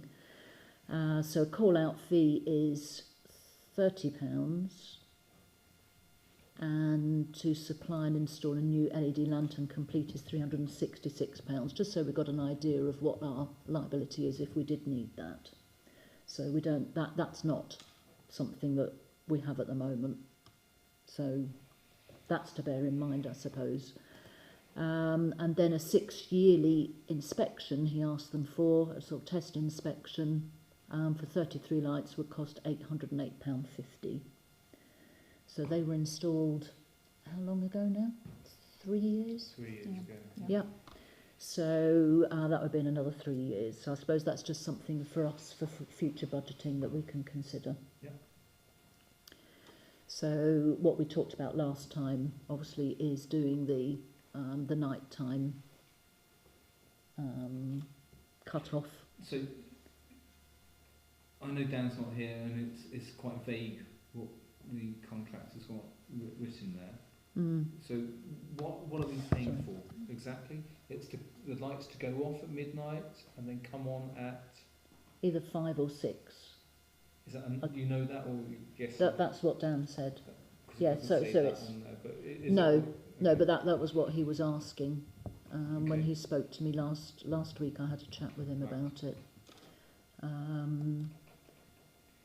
Okay, so on the basis of that then, what we've got in terms of the sill, and to your point as well, Ollie, is let's get it in quickly, is that the total sill available is currently both the old bit, we say, and the bit that we've got to spend by 2029, I think, is 1,972.36.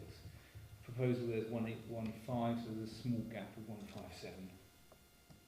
So we pay for the bulk of it, less. What's that? So we can do all the photo cell bit then. Yeah. With what we've got in And the sill. then well, no, because we need to use a little bit beyond the sill of £157. Hang on. Sorry. So how much sill have we got? Not the 100, not No. 1,800. No. The 1815 is the cost. Yep. Yeah, to do it. Yeah. Yep. And the sill that we've got available after we spend that today and the 750 is 1,972.36. Yeah. So there's a gap that we still have in the hand of 157. Yeah. So we could do this whole. Yes, we can do it. Yeah. Right. So do we then say to Dan, yes, ask them to do that? I'd rather know exactly what we're paying for first, rather than just an email that's come across just before, but just have it in writing that this is what we're going to do. We've agreed to stop them at midnight and they turn on at whatever time. Because quick observation though is that the next opportunity we would have to approve this would be the second week in March, which is all of 15 days before the deadline for paying out of our account monies. Best of the world, that's not going to happen. Yeah. So I suggest we need some method of agreeing this well before next meeting. I think we need to have an agreement tonight so that I'm Dan can fine get in an principle. I just want to bolt the down green light. what we're actually paying for, because the quote that's come across. What would we be happy to pay for? Because we could say we are happy to pay the £1,850, provided it is on at dusk, off at midnight, on at 5 AM, off at dawn, photo cells on all of the sensors fully programmed. We're happy with that. I am, yeah. Okay, so if we can write that into the minutes and say this is what we're happy to approve, it's then Dan's job to make sure that's what happens. Retrospectively it fits in. Yeah. Because we can be really specific even if we don't understand the quote right now. Yeah. Yes. We can always, just going forward, we can always be.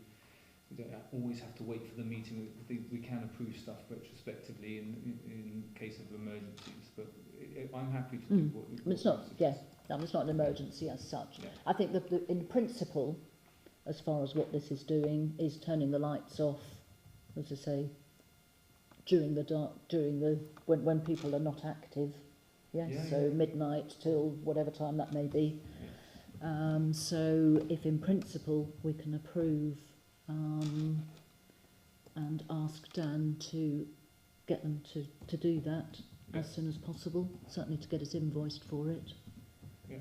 Are we happy to approve the principle of that? I suppose is what we're asking, isn't it? Yeah. So we can get the work underway. Yes. And then then we'll ask Dan to confirm the exact details. So not to us. this amount, just the top line. Just the top line. I've not seen the quote. Oh, right, yeah. So just the top line. Okay, so could I have a proposer, please, to approve that in principle?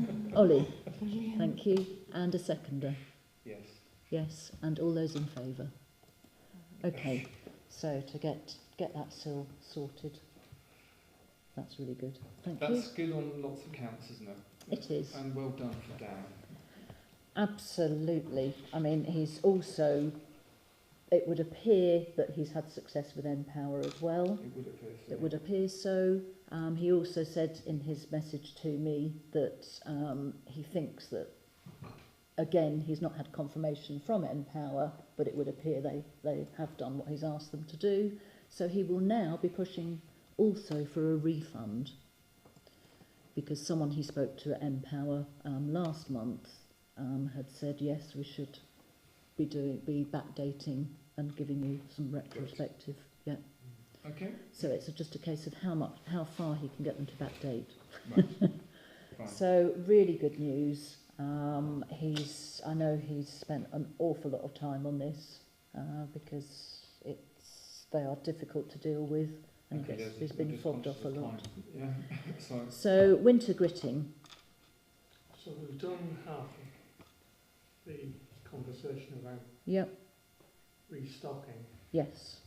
There's been a repair of the spreader, the grid spreader, which should see us through this season and into next season. Our volunteer is a little bit reluctant to upgrade to the new model because it handles, it's a very different beast and it handles differently. Mm. And he's cautioned that if he was forced to use a new model, he wouldn't be able to perform the functions. It'd be a little bit too manual for him.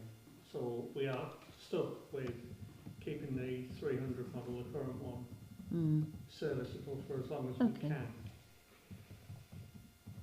It's not our asset though, it's councils, it's big county councils, and we've made a contribution because of the lack of reactivity. So we haven't claimed that contribution. There's been a repair, which is a couple of bearings, Right. which the volunteers paid out of his own pocket. So I've asked him for a sight of the invoices Great. and the receipts, Yeah. so we can make sure he's not out of pocket doing that. But long and short, it won't be anywhere near the threshold you'd approved previously. Okay, Yeah. good. So, So I know that you can get them get these spreaders serviced. yes, So we did approve last time up to £500 to do what's needed, and part of the service is by replacing some of the items that are wearing out. So once this season is, if it keeps going for this season, once this season is over, should we then review that and over the summer months basically get it serviced for him? we'll have a conversation with him. He prefers to service it himself Okay. because he knows it's done and it's Right. added bonus, much cheaper for us. Okay. But there are quite a lot of spare parts as well on the Glaston site. Currently. Yeah. They will get harder and harder. Right, okay. So perhaps at the end of the season, perhaps Chris, as you're in charge of the winter gritting, perhaps if he could make a note to have a chat with him and see what he thinks it would be prudent to be replacing, even if it's not actually broken yet. Yeah. To keep it going as long as possible then. Yes. So thank you very much for the work you've done there, and also thank you to Anthony for effecting those repairs, and yes, get the bill into us for those bearings and we'll reimburse. Thank you very much. 208.7 highways. I think potholes have already been discussed at length, so I don't think we need any more on that. HGV issues. I know last time, Janine, you'd been doing some investigation and gave us a report. Yes, continuing to dig away. I've been in touch with the police liaison, a few emails between the two of us. I'm hoping to set up a meeting with her. I'm just waiting for her to come back to me, just so I can find out some more information about taking things forward in terms of HGV Watch. She's the representative for that, so we'll see where that goes. Right. Oh, that's really good. That's Yes. in the right direction. And we've also got the meeting on the 10th of March, which is the neighbourhood policing meeting, the online Teams meeting, where I can ask a few questions about if there's any help they can give us with monitoring, reducing HGV traffic, policing the roads for us. Yes. So again, see where that takes us. Okay. I know there's always the question of there is an 18-tonne limit through the village and about enforcing it. So whether that the sort of thing that the neighbourhood... Right. The policing meeting. Because I know there are departments within the police that deal specifically with rural communities and also with traffic-related issues. So hopefully, filtering either one of those ways, we'll get some sort of presence in our area. Nothing else. I also know that this is a well-used route for the police driving school, so I'm sure they wouldn't want to be coming across too many HGVs. So yeah, we'll see where that goes. I think that the majority of that conversation will be on the 10th of March, but I'll see what I can do with the HGV lady if she comes back to me with a date for me. Okay. Although I didn't raise it with Ian earlier, I did see him at the MP Roundtable event, and I did have a discussion with him about HGVs, because there was general discussions going on about HGVs, and he did say that you know, he'd be happy to talk to you as well from a county perspective if there's any help. Yeah, I know they do have HGV policy. Cambs County Council do, which basically promotes HGV routes through the county and tries to protect the routes along the way. So what he can do, I don't know, but maybe he can. I'd like to have that conversation to see what he can do to support us. That would really help. Okay, so if he's at the meeting you're going to on Monday, might be a good opportunity if you can to try and get hold of him and yes, just any opportunity like that. Brilliant. Oh, well, thank you very much for getting the ball rolling and starting to try to do something about the issue. I think the other thing that Ian did say to me as well is about gathering evidence. So anyone who has any evidence of HGVs that are not coming through just to drop off the large HGVs,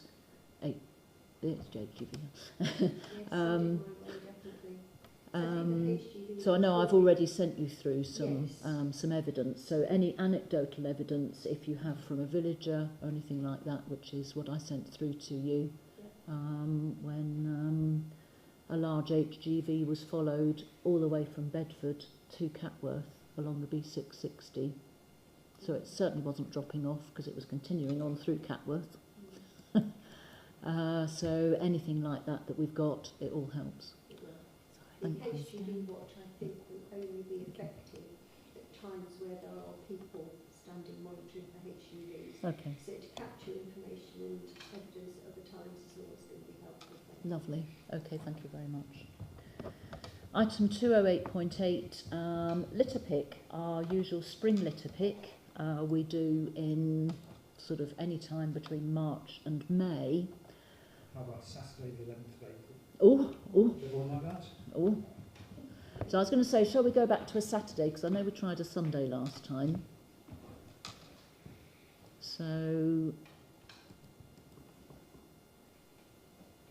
11th of April looks good for me. Pending work, because it's starting to get a busy time of work for me. Yes, because often at weekends, but yes.